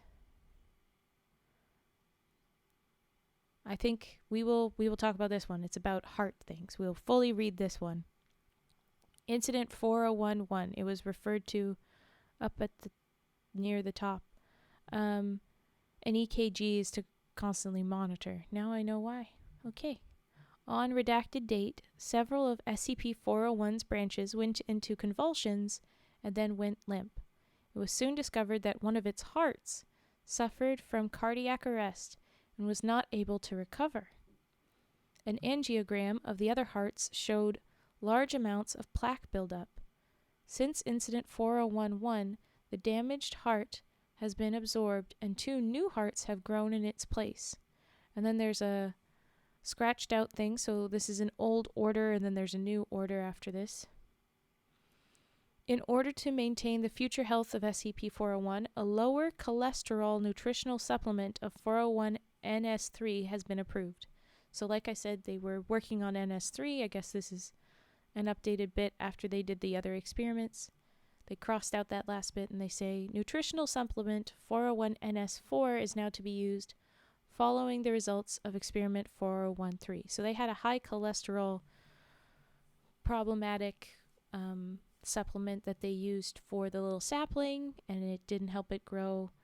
And then there was something going on with the frozen and reimplanted into the tree, which is interesting because they took, it was a bit odd, but they learned from that one as well, but they won't say how. They just say details, data expunged, and we learned from it.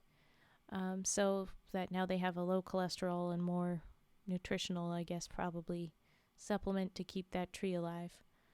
They take care of the weird human bone bark tree, give it food, but they don't know how to feed a freaking lizard. I'm so disappointed.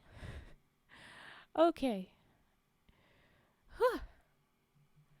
That one was a lot. I want to run straight into, and I don't want to think about anything else. We have the next one that Nani recommended. There was 4666. Do we think that this one would be triggering? It looks like it's a creepy person with a Christmas photo.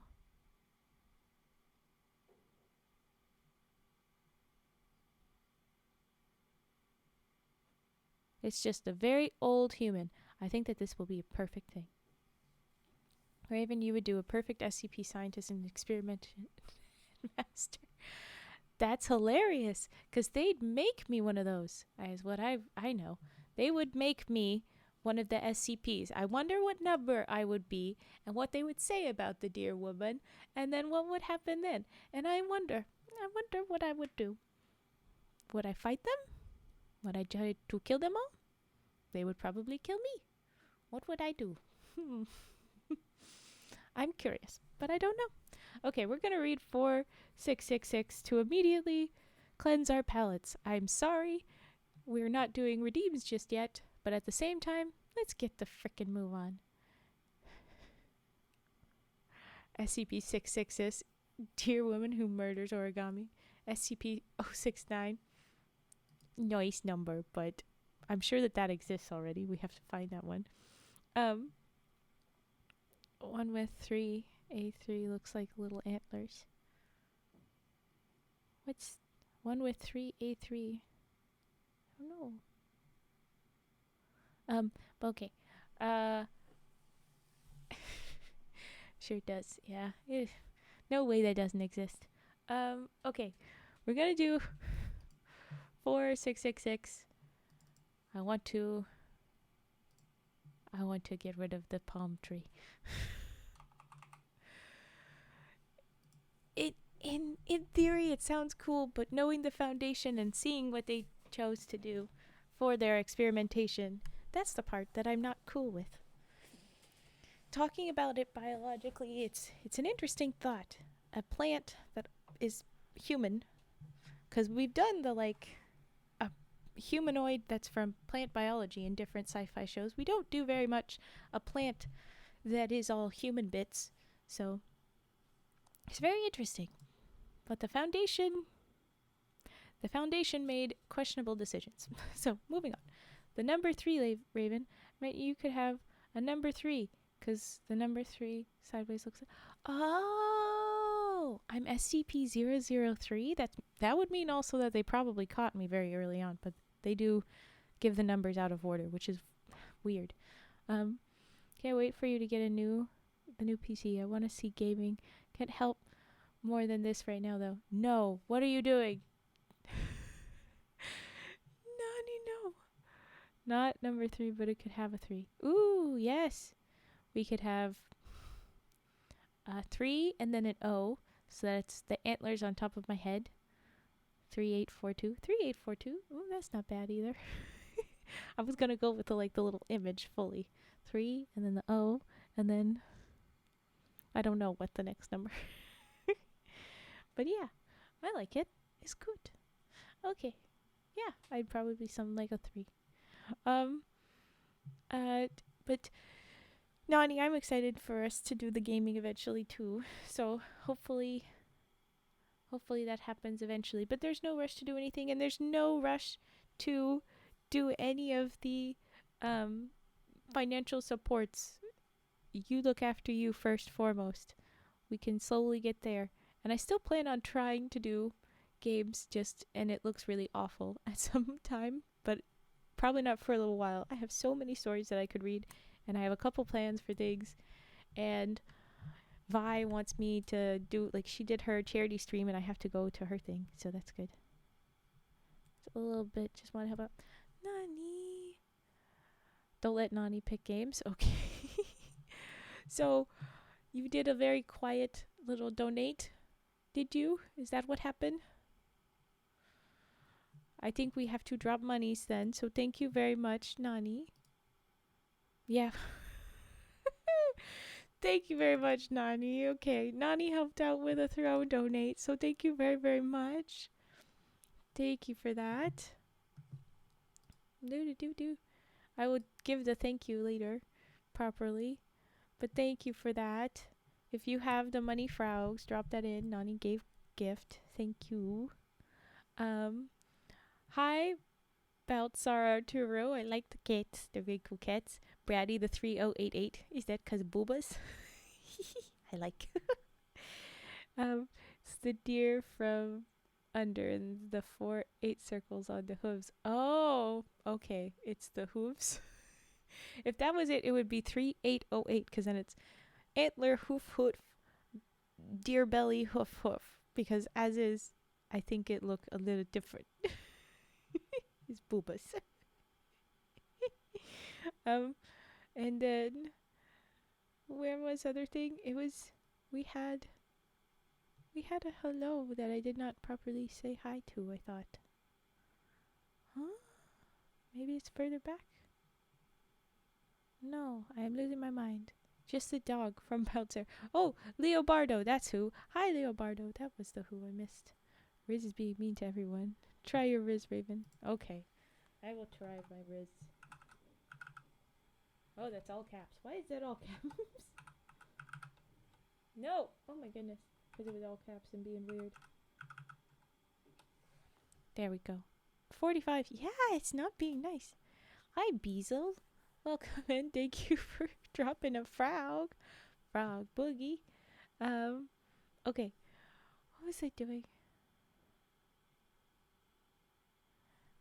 Maybe this is good. Riz Machine taking no prisoners. He isn't here with us tonight, but... Oh, what are you doing, Cage? Riz. There's a 13% between Cage and Fett. Aw, that's why he's gone. Bezel got 79 though. That's so pretty good considering everybody else. Remember, Raven, I don't want you to turn into a lewd tuber. I'm not. I can make my jokes just fine, dude. Also, what if everybody else wants me to? Why does your vote matter more? Oh, Nani! Nani and Cage have good love. Look at that. Aw, cuties. Just now realized 2 streamers I follow have frog emotes. Who would be the other frog? I doubt theirs is radioactive frogs, though. Okay. I would cry. I'm running out of wholesome tubers. Okay. Well then, I'll do my best. Okay. We were going to jump straight into 4666, and now we've done a big chat, so I'm glad that we took a little bit of break to be able to just chat. Bit of hydration? I'll try. What I mean is I'll try not to do the little jokes around you and stay wholesome, but at the same time, I'm gonna make my jokes. It's gonna be fun. Ooh, thank you for the follow, Bezel. Thank you very much. Welcome in. Didn't I also recommend this SCP? Yes, you did. I'm not against your recommendations. I was just having a time with that particular story. So yes. Oh, Frigid says, no, I'm not looking, I'm not hearing, I'm not speaking. Hear no evil, speak no evil, see no evil. That's the order. But okay. Doot. Okay. I'm going to go ahead and read the SCP 4666. It is good. And I will give a proper thank you on Throne later, Nani, for the gift. So thank you very much. Alright. What is doing? Let's put that.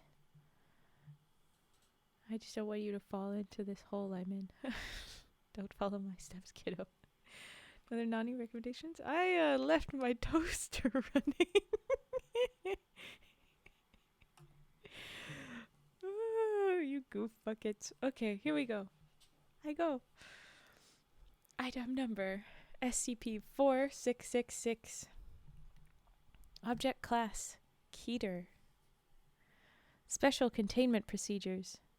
Web traffic and law enforcement channels worldwide are to be monitored for evidence of SCP-4666 activity, and particularly for cases of stalking or reports of anomalous phenomena involving families with young children. No! Nani, what have you done? No! I thought we were moving to wholesome creepy, not creepy. No! What did you do?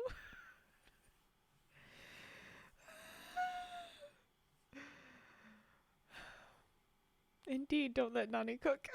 Oh shit, here we go again. Okay, well, I'm gonna try and see what this is. Little gator shrug. Very sus indeed. Drop your various sus frogs. Okay. Sorry for yawn attack. We begin. Should a Weissnacht event be suspected, which I'm sure we'll give more specifics about later, should a Weissnacht event be suspected to be in progress, the nearest containment task force is to be dispatched to attempt containment of SCP-4666. Standard PDP/V... Is that supposed to be 8? Or VIII? Either way. Humanoid first contact protocols apply. Oh, so they still haven't caught this guy. Concern. Media coverage of family deaths attributed to SCP-4666 is to be suppressed or falsified to make said deaths appear as non-anomalous home invasion murders.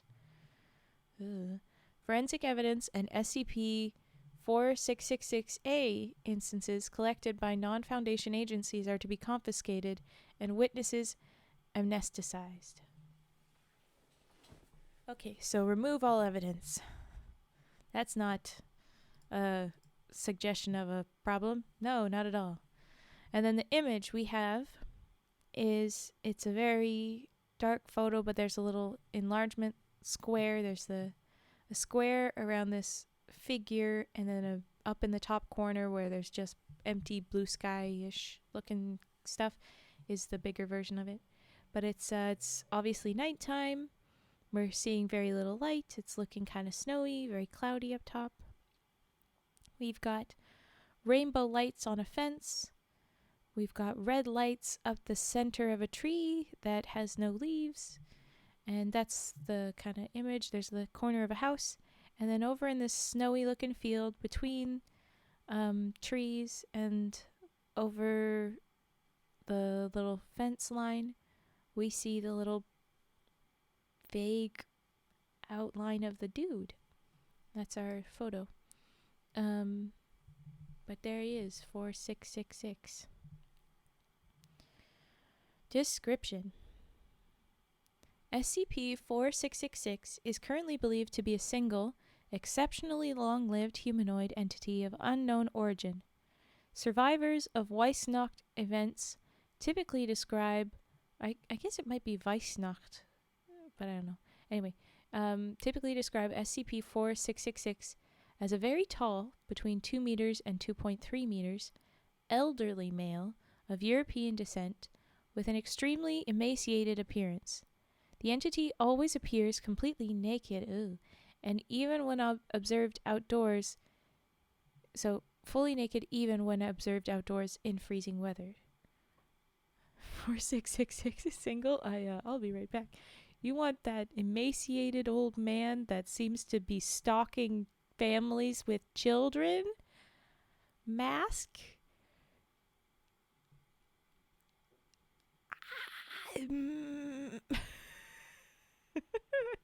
Nani, Bratty?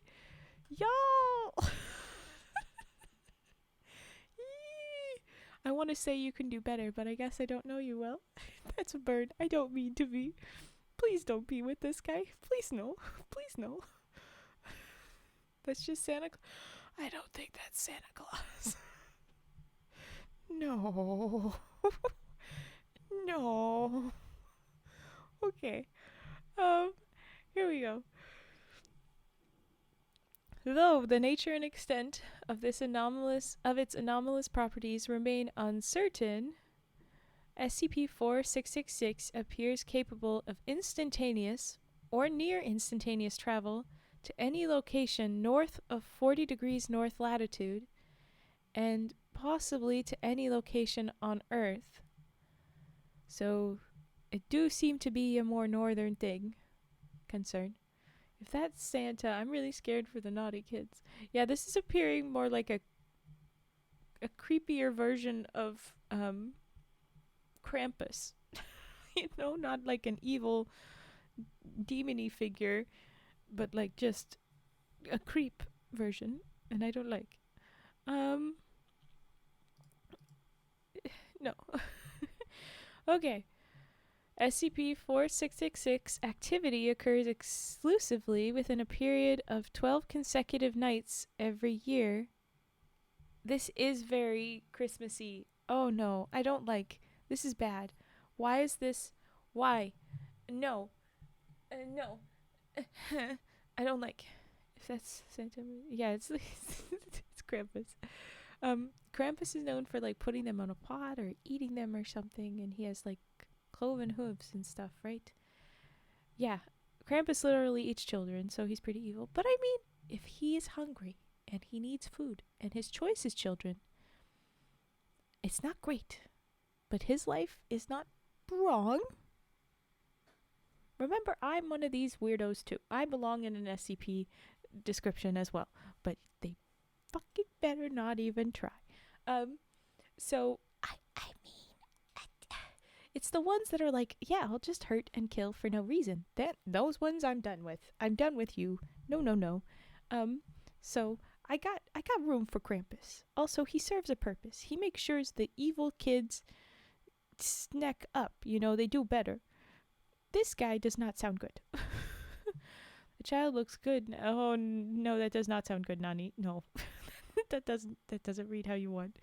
You eat children? I do not.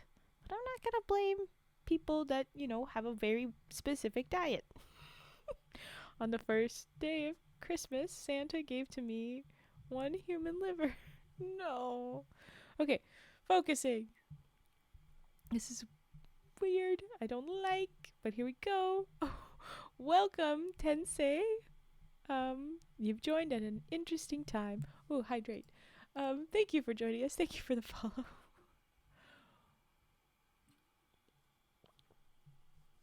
Okay, here we go. The kids will do better by being dead. No, they know if they don't do better, they'll have to deal with Krampus and be dead. But if they do better, they get to live. That is the idea. They are threatened into behavior. Not great, but it does serve a purpose. That's why the fairy tales were made, you know. Anyway, okay. 4666 activity usually occurs between December 21 to 22nd to the night of January 1 to 2. This period is known as SCP-4666's active phase. During this phase, in what are termed Weissnacht events, SCP-4666 will appear at dwellings in one or multiple locations.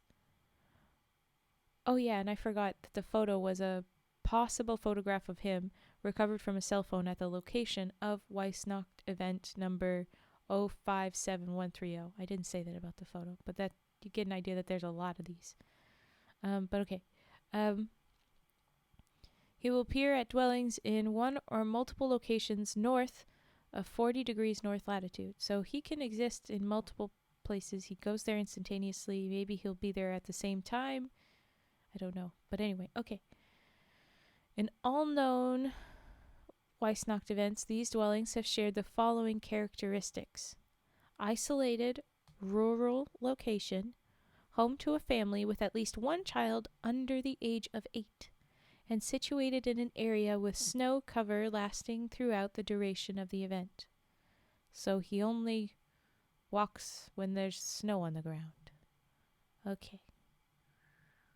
But considering it's north of 40 degrees, yeah, maybe. Okay. Weissnacht events consist of the following general progression. Nights 1 through 7, children will report seeing SCP-4666 in the vicinity of their family's dwelling. The entity will typically be observed watching the dwelling from a distance, such as from across a nearby field or from the edge of a neighboring forest. In some cases, children will report waking up at night to find SCP-466 watching them sleep through a window. Nights 8 through 11, family members, including the parents, will report sounds of footsteps coming from the roof or the attic. An extremely unpleasant odor will also frequently be noticed inside the dwelling. Oh, so he's also stinky. No cause for these phenomena will be found. As a result, parents will often begin to suspect that their family is being stalked, or even that their dwelling might be, in quotes here, haunted. He's naked and he only shows up kids under 8. Yeah, you just realized, Nani? You just realized. I picked up on this concern when he was stalking only houses with young children. It was like the first paragraph, bud. Second day of Christmas, Cindy gave me 2 human hearts. Wonderful.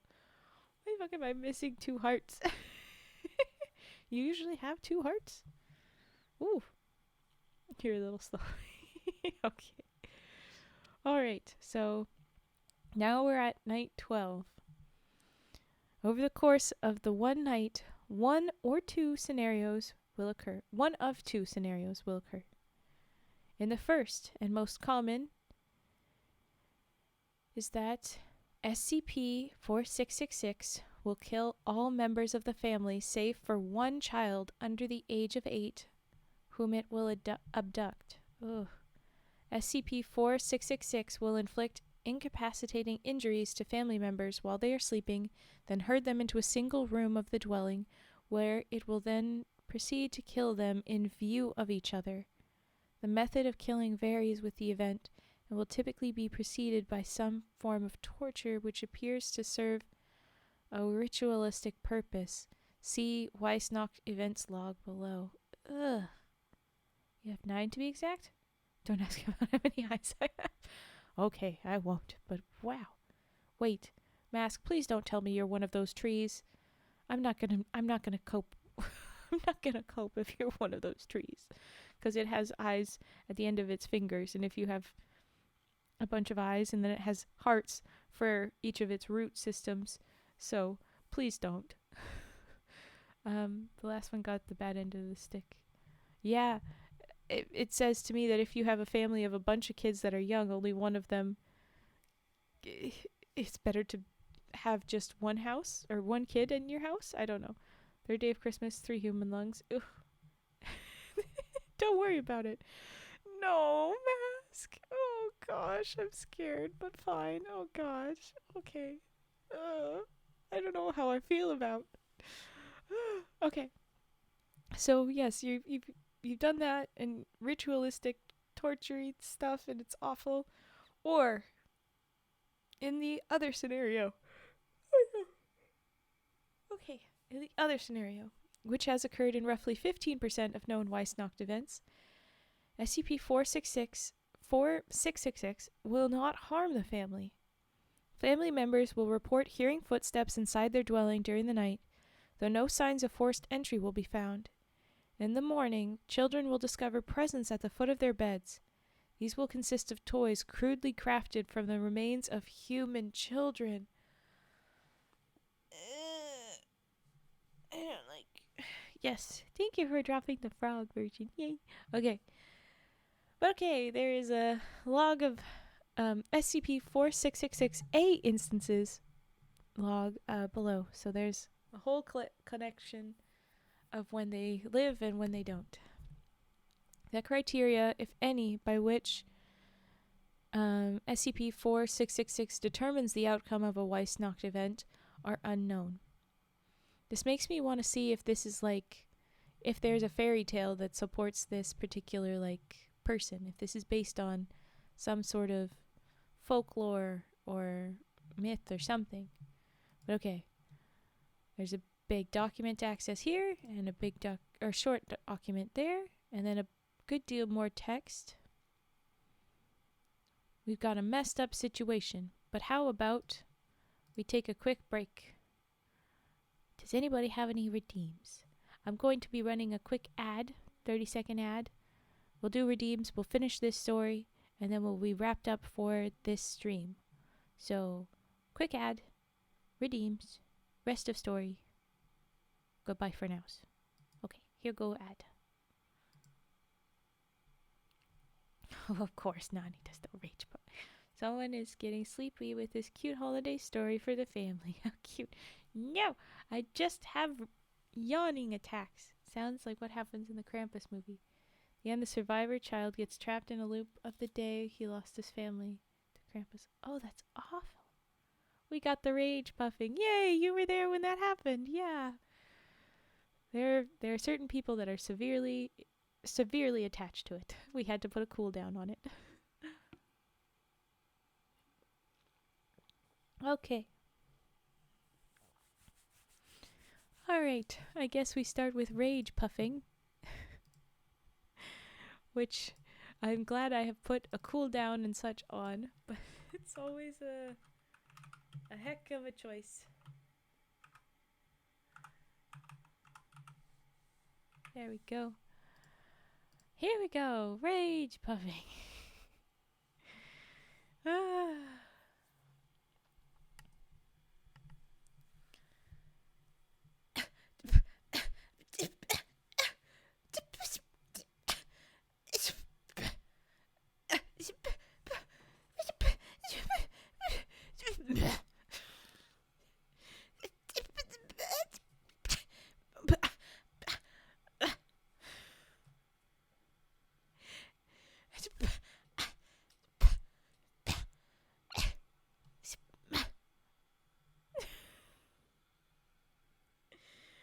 Okay. This is very goofy. It is extremely goofy, but people have enjoyed it. And it was Lahonk that does it the most, I think. And then someone, was it Lahonk? It was someone else when Lahonk redeemed it, like literally every time they could, all the time. That they called it beatbox round 1, 2, 3, 4. It's not beatboxing, but it's a heck of a bunch of noises. It's a time. It's fun. It's goofy. I already want to redeem it again. Of course. Wait, is this the story? It is not this story. the beatboxing, rage puffing is not the story. It's just a quick ASMR trigger break. So if anybody... oh my gosh. Hi, sorry. Yawns. If anybody has other redeems, this is a good time for them. I will do them quickly, and then we will finish this story. Okay. That was rage puffing. I'm glad you enjoyed yourself. What would a beatboxing raven sound like? The bird? I don't know. I haven't listened to it, but they make all kinds of fun clicks and stuff. They'd be very entertaining. Page flipping. Heck yeah. Page flipping.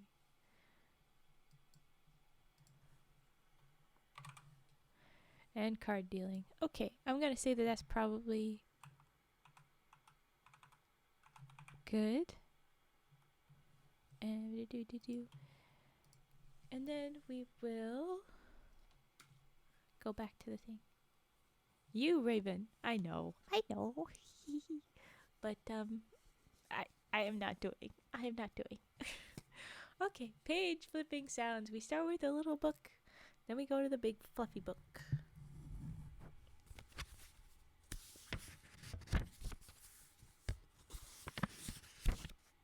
Thank you for the follow, Max Nick. I don't know. Thank you.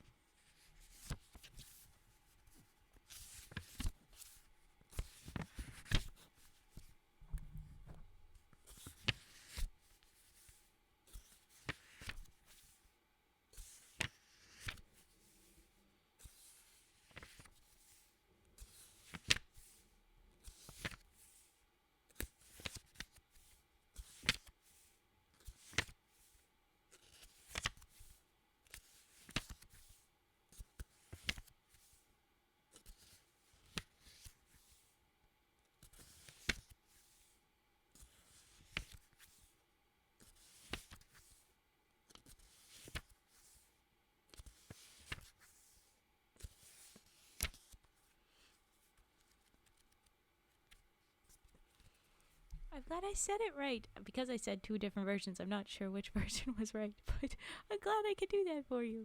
That makes me feel very good, because I'm always guessing at what kind of sounds I'm supposed to make with the different letters. Oh, my headache has gotten worse.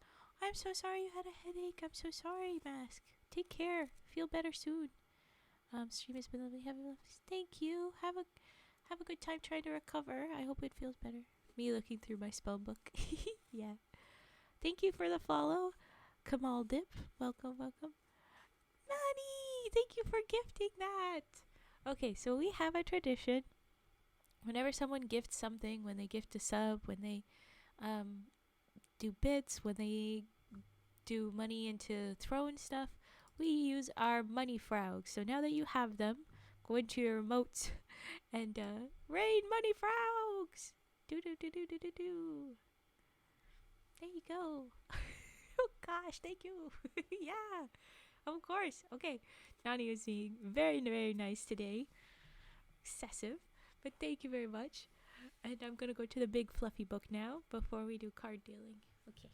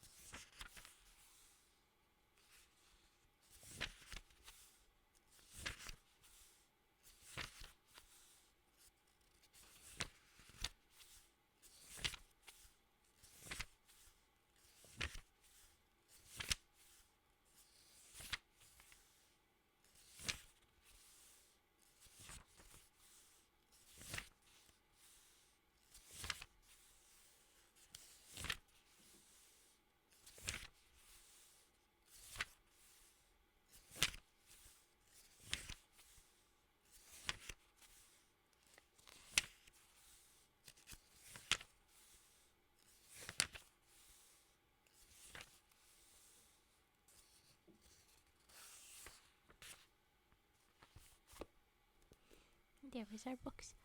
Oh, sorry you had fever, but I guess, okay, you had huge fever high. You were feeling all weird and woozy. Cool. Those can have heckin' weird dreams. Fun time. You ended up in the most wholesome racist stream? Huh. I don't know what to think of that. I wish you had left immediately. Everyone was laughing about culture stereotypes. Oh, okay. So it was it was talking about culture, not exactly being racist, but like, okay, I get you. Okay. I was like, huh? It was wholesome. I should have picked up on that more, but okay. Interesting. I like to talk about the stereotypes in the culture sometimes, but sounds like that would have been fun. That would have been fun, but maybe touchy.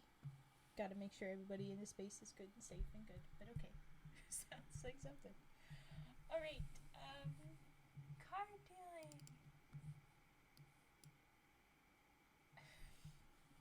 Oh no. Not exactly what I'm supposed to.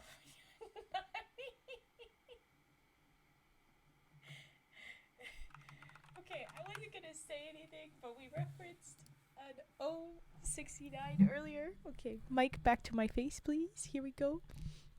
So Nani gave bits. We're gonna drop the emotes again. Rate of money for Nani.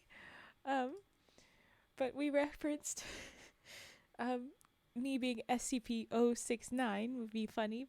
I'm sure that already exists. I would not be 069. And now you say 169 bits.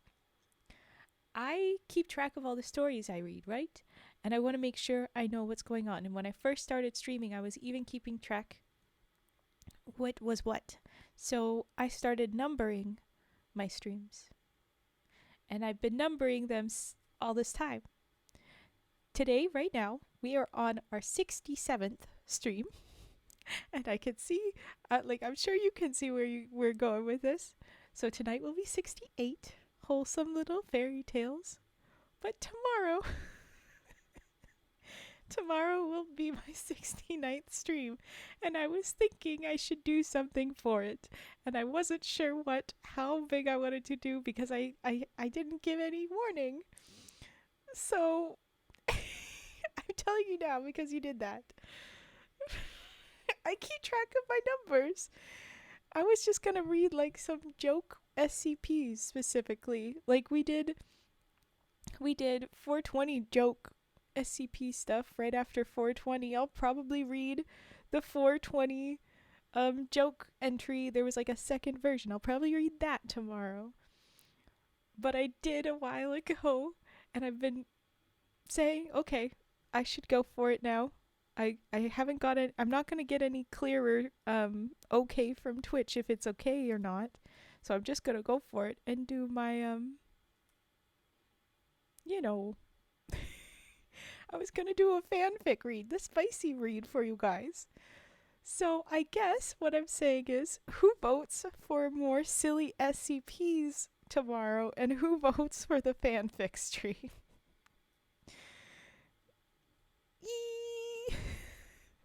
It's just a reading fanfics and we're going to be laughing at it the whole time. We're not taking it seriously, but we are reading spicy things. That's the idea. So, tell me who's up for what. I will definitely be reading it eventually. Fear Jack my Hedgehog fanfiction, yeah. Okay. Fanfics, yes. Another 69, naughty! Okay. I will put this rating frog. Boop, boop, boop. Chat, there you go. What I could do, if we're gonna do the fancy thing, is I could skip over my first stream. I have some things I would like to do, so I could skip the first stream and I would just do the evening one. I would do the fanfic one in the later start. Maybe I'll start at like 9. I'll start earlier and go, it'll be more of a marathon stream, but it would be a special stream, so I could do that. We could do that. It's a special event, okay. Anyway, it looks like we're in support of that.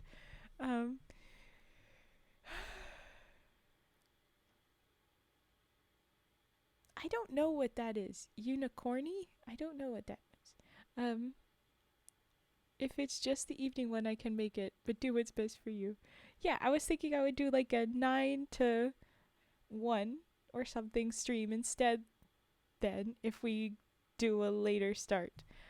Or maybe, yeah, maybe even I'll start at 8 or something. I don't know. Oh, thank you, Braddy. Yep. I probably would have gotten there easier if it was a narwhal or a rhino, honestly. Because I when it says corn, I'm like, corny.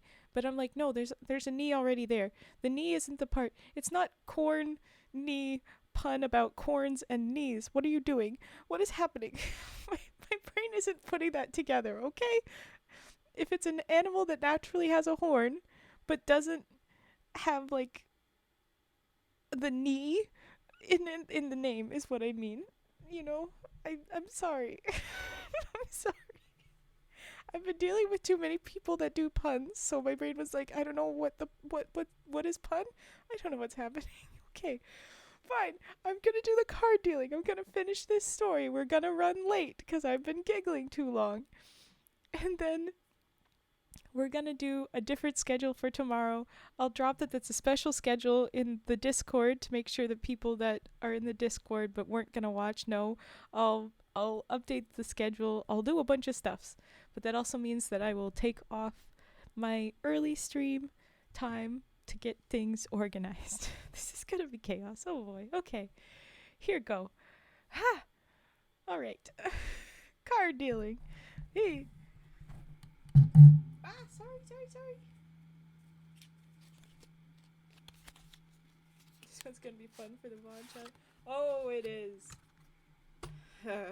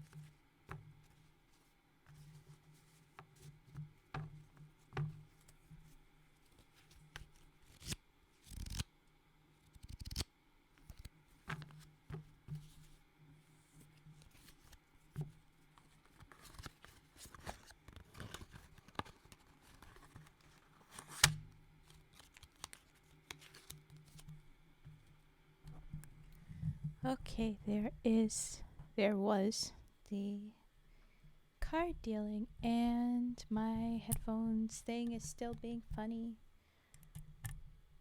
This old mic doesn't like to connect to headphones sometimes. I don't know what's going on. Or maybe it's the headphones. I don't know. Somebody's to blame. That duo. But okay, card dealing done. We're finishing this story. SCP. Nope, not lowercase. P. 4666. Okay. And then reading. We're not triggering. Okay. this will be it. We'll wrap this up. We'll run late, but it's okay.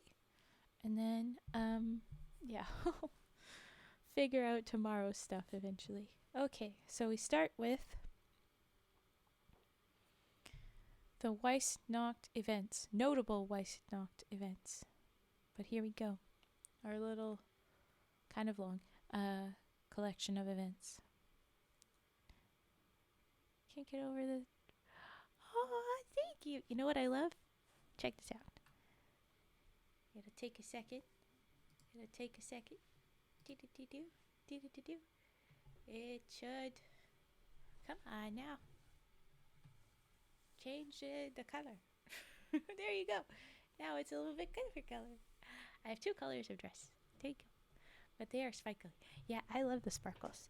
I wasn't sure when I got this what the sparkle stuff would be, but then it did that. It's cool. Go ahead and try and draw it. I don't know how I would have drawn it. But okay, focusing. Do-do-do. Yes. Okay, here we go. So the list of the events. We have a location column, a year column, and a description of the event column. Location for the first one, unknown village, Croatia. Year, circa 1498. Why did it say circa?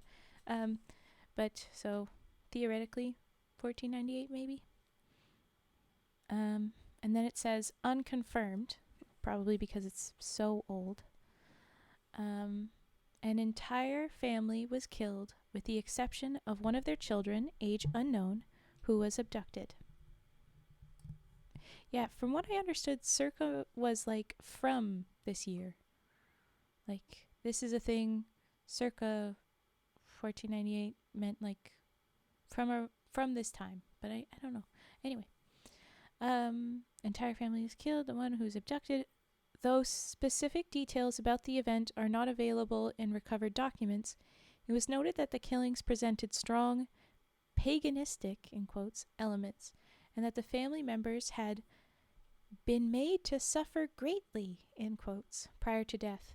The archbishop who oversaw the investigation wrote that he believed the family had been killed as a part of a demonic, quotes, ritual. Circa is used in front of a particular year to say that it's the approximate date. Aha. That was my second guess. Like I said, it's probably, they just don't know. But okay. Focusing. The next notable entrance, unknown village, Rupert's Land, aka present-day Ontario, Canada, I guess. Year 1689. I'm curious where in Ontario. And in 1689, unknown village, do we think it's... I just think it would be interesting if it was properly indigenous people, but if it's called Rupert's Land, it's probably some sort of colonized group, so colonizing group, sorry. But also unconfirmed. Yes, very obviously Latin word. My brain immediately, yeah, that's Latin of some sort. But okay, unconfirmed. This one says an entire family was killed with the exception of 2 of the children. Hey, there you go, 2. Good for you. One of whom was abducted, and one of whom, female, age unknown, we don't know about the one that was abducted, escaped during the killings and was able to reach a nearby village. She told authorities that a naked man had broken into her family's dwelling during the night and proceeded to torture them. In brackets here, exact method not specified in recovered documents. Okay. No, the one escaped. It's good. Upon investigation, the bodies of the family members were found inside their dwelling, hanging upside down from the ceiling. All had been exsanguinated. Ugh. Okay. The next one, Eichstätt, I think. I'm not sure how to pronounce for sure, but I'm guessing. Germany. 1913. An entire family was killed with the exception of the youngest child, male, age 3. This is the first one that is confirmed. The first two were unconfirmed. They were too old. But now we're in the 20th century. We've got the details. So male, age 3, who was abducted. The bodies of the parents and 5 other children were found inside a stable adjoining their dwelling. They had been restrained by having knives, pitchforks, and other sharp implements forced through the palms of their hands and into the walls of the stable, before having their tongues removed, leading to hemorrhaging and death. Blood from the family members had then been used to paint elaborate patterns of unknown meaning on the hides of the mule, goat, and 2 cows present in the stable. I was just about to ask, and then they have in brackets, the animals themselves were not harmed. Wow, okay. Neighbors told authorities that in the week preceding the killings, the father of the family had mentioned finding tracks in the snow around the family's dwelling, which appeared to have been made by bare human feet. Part of why he always walks in the snow, I guess. Next, Plios, Soviet Union. Plios, I don't know. In 1956, An entire family was killed with the exception of the youngest child, male, age 4. We're keeping pretty young with these survivors. Maybe they only let the youngest live? I don't know. Male, age 4, who was abducted. The bodies of the parents and 1 other child were found in the living room of their house. They had been restrained and their feet held over the flames in the fireplace for an extended period of time, calcining the tissues of the feet and exposing the bones. They then had their heads crushed, but with an unknown heavy implement. Hundreds of bite marks believed to have been inflicted post-mortem were found on each of the bodies. Okay, there's a footnote that says analysis of recovered police photographs has shown that the size, shape, and configuration of SCP-4666 teeth do not match those of a human being or of any known animal. So, well, that assumes that it was his bite marks on the bodies, but who knows? Like, knowing him, he involved the other animals. Maybe he used something to bite, but okay, we're assuming that that was his bite marks on the bodies. Branches cut from a fir tree outside the house had also been placed over the bodies to unknown purpose. I feel like this has to be from a messed up European folktale that they've gone off, but maybe this is like, why naked? This feels very much like it's got to be the folktale stuff. But anyway, now Skudineshaven,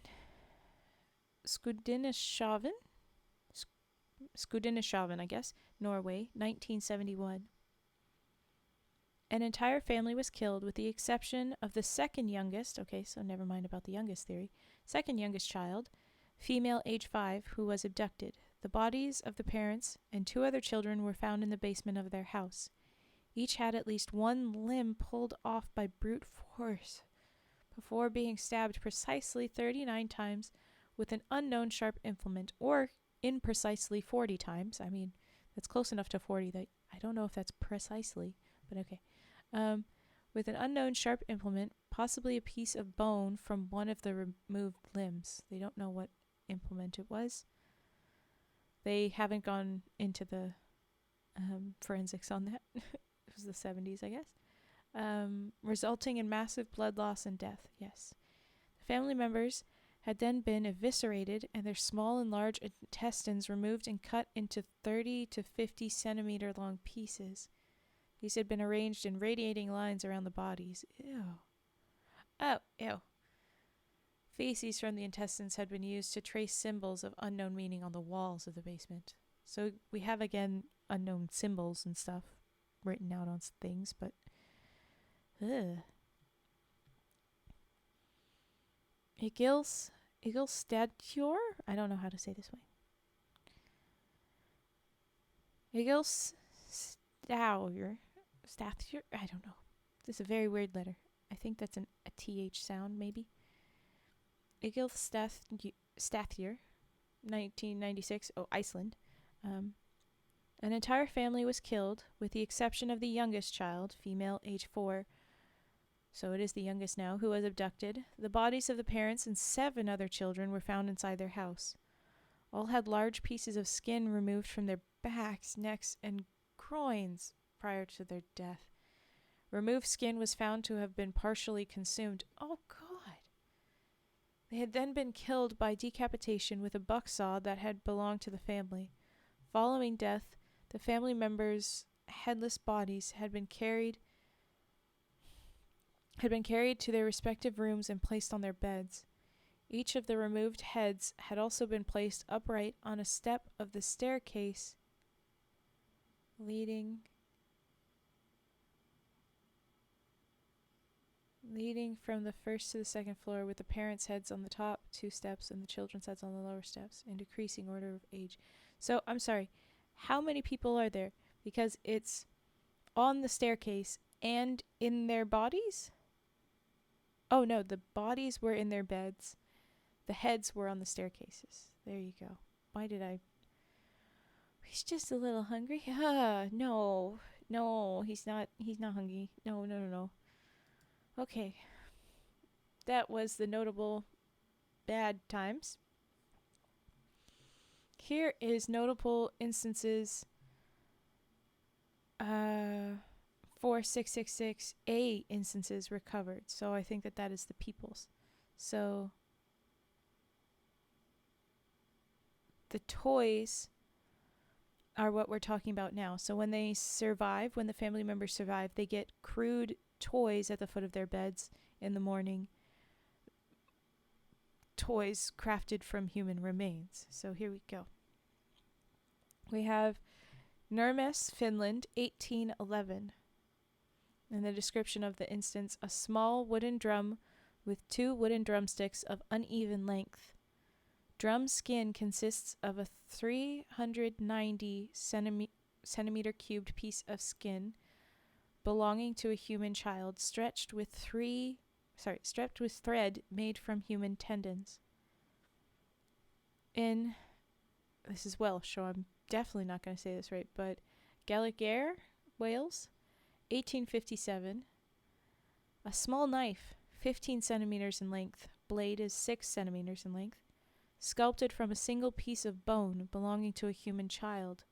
Symbols of unknown meaning have been carved into the handle. Have we compared those symbols to the other symbols? Perhaps, maybe. In Makat, Kazakhstan, 1903, a flute made from the hollowed-out femur of a human child. Holes have been bored at uneven intervals along its length. The femur appears to have been dyed with human blood.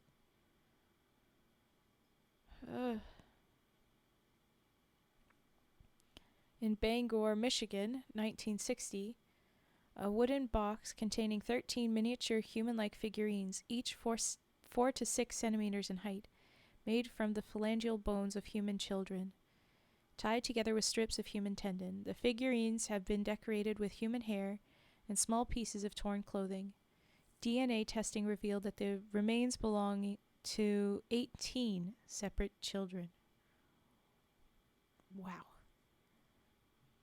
In Cape Broyle, Canada, 1976. This is so funny. The way that people do this all the time. Most of these are like the country. It's interesting that they have Wales specifically, 1857. You know, it's not UK, it's Wales, it's specific. But then, like, they're specific that it's Michigan, a state within a country. But they're not specific about where in Canada the Cape Broyle is, what, you know, like, smaller, the province or territory. It's just funny. And they do the same with, like, the full country Netherlands. But I guess in Europe, the countries are smaller and whatever. But it's so funny. Anyway, okay. Cape Broyle, 1976. A ball, 23 centimeters in diameter, made from 19 layers of human skin, wrapped tightly around the desiccated head of an unidentified human child, male, aged 2 to 3. Layers of skin are held in place with pine resin. In Baard, Netherlands, 2006. A hairbrush. The handle is made of wood and poorly carved. In place of bristles, 43 deciduous human teeth have been set at irregular intervals into the handle. DNA testing revealed that each tooth belongs to a different child. Only 2 of the teeth could be matched to a known abduction victims of SCP-4666. But it does say that it's 600. It's the abduction victims, not the families left behind. Teeth vary in age from a few days old, like a few days prior, to over 400 years. Wow.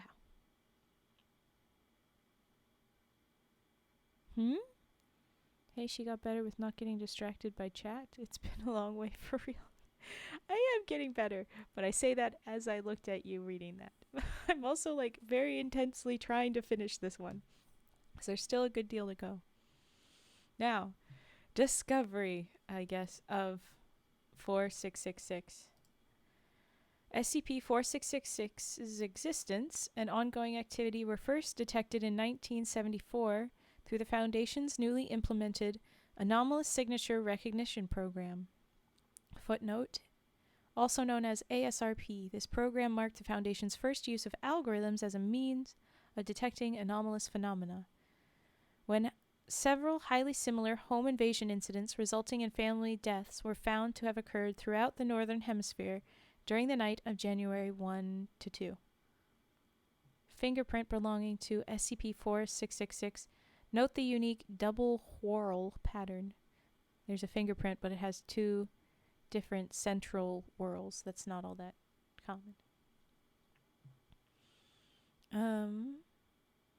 Then extensive research into civilian and law enforcement archives worldwide eventually uncovered evidence of possible Weissnacht events for nearly every preceding year, going back to the late 18th century, average of 3.1 known events per year. Numerous historical documents were also found to appear to describe SCP-4666 activity occurring prior to this period, in some cases as early as the 2nd century AD in Europe and Russia, and as early as the 1st century BC in Scandinavia. So it's going to be a Scandinavian story, if anything. That's where this folklore has got to come from. He's a special little guy. No, he's a very tall, thin, concerning man, but not a little guy. I refuse. Fingerprints belonging to the same humanoid entity have been discovered at the locations of all Foundation-investigated Weissnacht events. These have been matched to a partial fingerprint found preserved in dried blood on a recovered SCP-4666-A instance dating from 1873. Was one of the... Let's go back to the 1873? No, that wasn't listed here. Darn. Okay. That's not on the notable toy list, but okay. The fingerprints present characteristics not known to occur in human beings. The double whorled. I guess. They said see image. Human-like white hairs were also recovered from the locations of several Weissnacht events, though no DNA, human or otherwise, could be extracted from them. Addendum 46661. I think it's from Iceland. I might be wrong, though. Hey! Could be. Go investigating. Maybe when we get to the Icelandic folktale section, we'll find him. It's going to take a while for us to get there, though. Okay. Ooh! I'm guessing this is January 2nd, 2018. It says 02/01/2018. I don't think it's February 1st. Several SCP-4666-A instances were discovered at a family's residence in Hoona, Alaska, following the conclusion of Weissnacht event number 60,198. Among these instances was SCP-4666-A-0960, which consisted of a crude, life-size doll made from the emaciated body of a female child, to which the following modifications had been made. First, a dress made from various pieces of dirty, discolored clothing that had been sewn around the body and in several places into the body skin. Second, the mouth had been sewn shut with threads made from human tendons, and the lips painted red with a solution consisting primarily of human blood. Every time they said thread made from human tendons, you can just say human sinew. You You don't have to make it like that's how old stuff was made. Chill. Okay. Not usually human though. That's the concern. Third, the fingernails of another child had been glued over the body's fingernails with pine resin. Ew. These had been painted red with the same human blood-based solution. 3 of the body's fingers were missing. Ugh. Fourth, the entire scalp had been removed from the head, and the scalp of another child with long blonde hair sewn onto the head in its place. The hair had been tied into 2 braids. Finally, both eyes had been removed, and 2 large, round pebbles on which eyes had been crudely painted and placed into the empty orbits. Upon examination by the family, the child from whom the doll had been made was found to be still alive, albeit unconscious. The kid was alive? Authorities were notified, and the child was airlifted to Bartlett Regional Hospital in Juneau, Alaska, where she survived for 18 hours. She didn't survive. But wow, okay. 2 Foundation agents were dispatched and were able to interview the subject. See interview log below. Okay, we've got that. Following the subject's death, her body was confiscated by the agents and all witnesses amnesticized as per standard procedure. DNA testing revealed the subject had been Ekaterina Morozova, age 7, a known abduction victim of SCP-4666, taken from her family's residence in Dubovka, Russia, on January 2nd, 2016. Autopsy of the subject's body showed she had been severely malnourished during the 2 years following her abduction, which had resulted in considerable stunting. Weight was only 15 kilograms, height was only 90 centimeters. A number of scars and burns were present on her skin, and she had suffered 2 bone fractures, left tibia and left ulna, that had not been reset and had healed improperly. Hands were heavily calloused. Cause of death was attributed to multiple organ failure resulting from severe, sustained malnourishment. And now we have the interview log.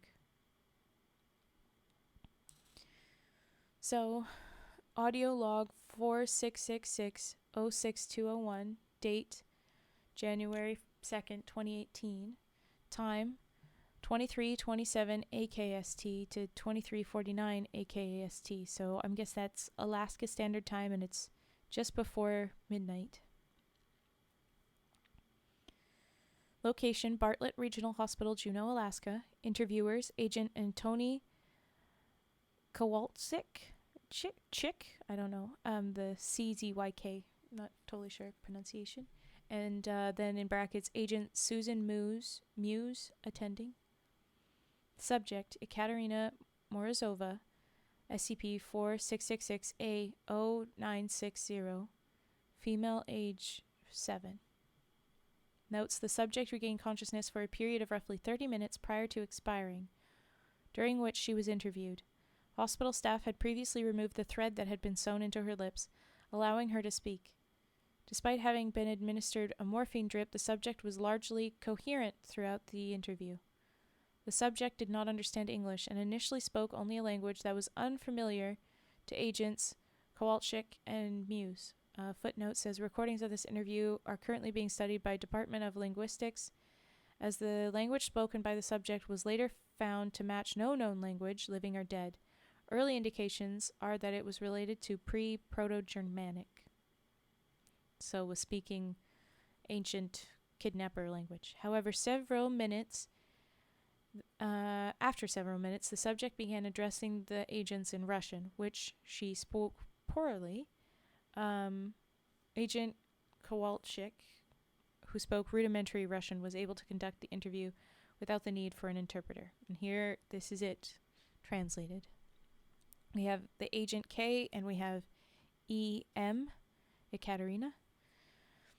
So I'll call them Agent K and Ekaterina. I know it says E.M. But okay. Agent K, hello, I'm Antony. What's your name? I'm Antony, probably. What's your name? Ekaterina, are you going to take me back to him? Agent K, no, I promise. I'm just here to talk to you. Ekaterina pauses. I don't want to go back. Agent K, you don't have to. You're safe now, Mishka. Mishka. Sorry. Ekaterina remains silent. Agent K, can you tell me what happened to you? Do you remember the night he came to your house? Ekaterina, I remember he hurt Mama and Papa and Katya and Yuliana for a long time, and they were bleeding. After they stopped screaming, he put me in his bag. Agent K, his bag? Mishka is spelled Myshka. Mishka. Agent K asked, his bag? Ekaterina, he had a big bag. Other children were in the bag too. I think we go to other houses. I hear people screaming outside the bag all during the night. Each house he put another child in the bag. Then after the night he'd take us away. Agent K, where did he take you? Ekaterina, underground. Unknown word. Deep.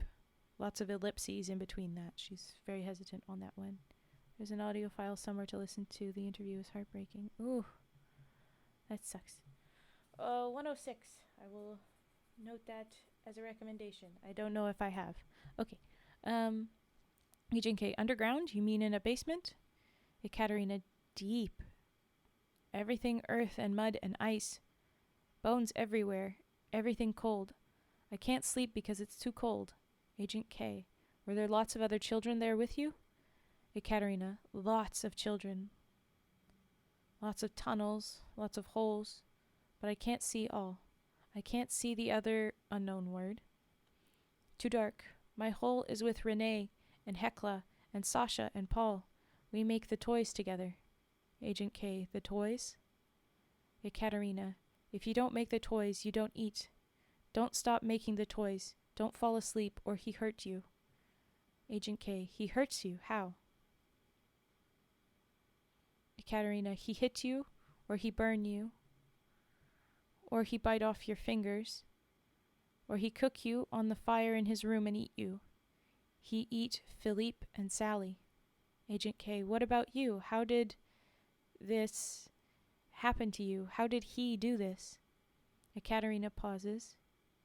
Renee and Hekla and Sasha and Paul do this. They have to. Agent K. There's ellipses. Why? Ekaterina, I get sick. When you can't make the toys, you become the toys. The end. Whew. This was a lot. That was a tough one. But now I want to know what that story is eventually. I believe you had said, Nani, you called him the Yule Man. So maybe we have to look for him like that. But okay. Oh, the end. And we will move the heck on. I am wrapping up the stream. I will see you guys tonight. I might start a bit late, just because I ended late and I have things to do in between and I want to get a rest. But there you go. Thank you for watching. I will see you soon. And I will plan for my fun stream tomorrow. You just got here. Oh, crummy water. I'm so sorry. I shouldn't be here this long anyway.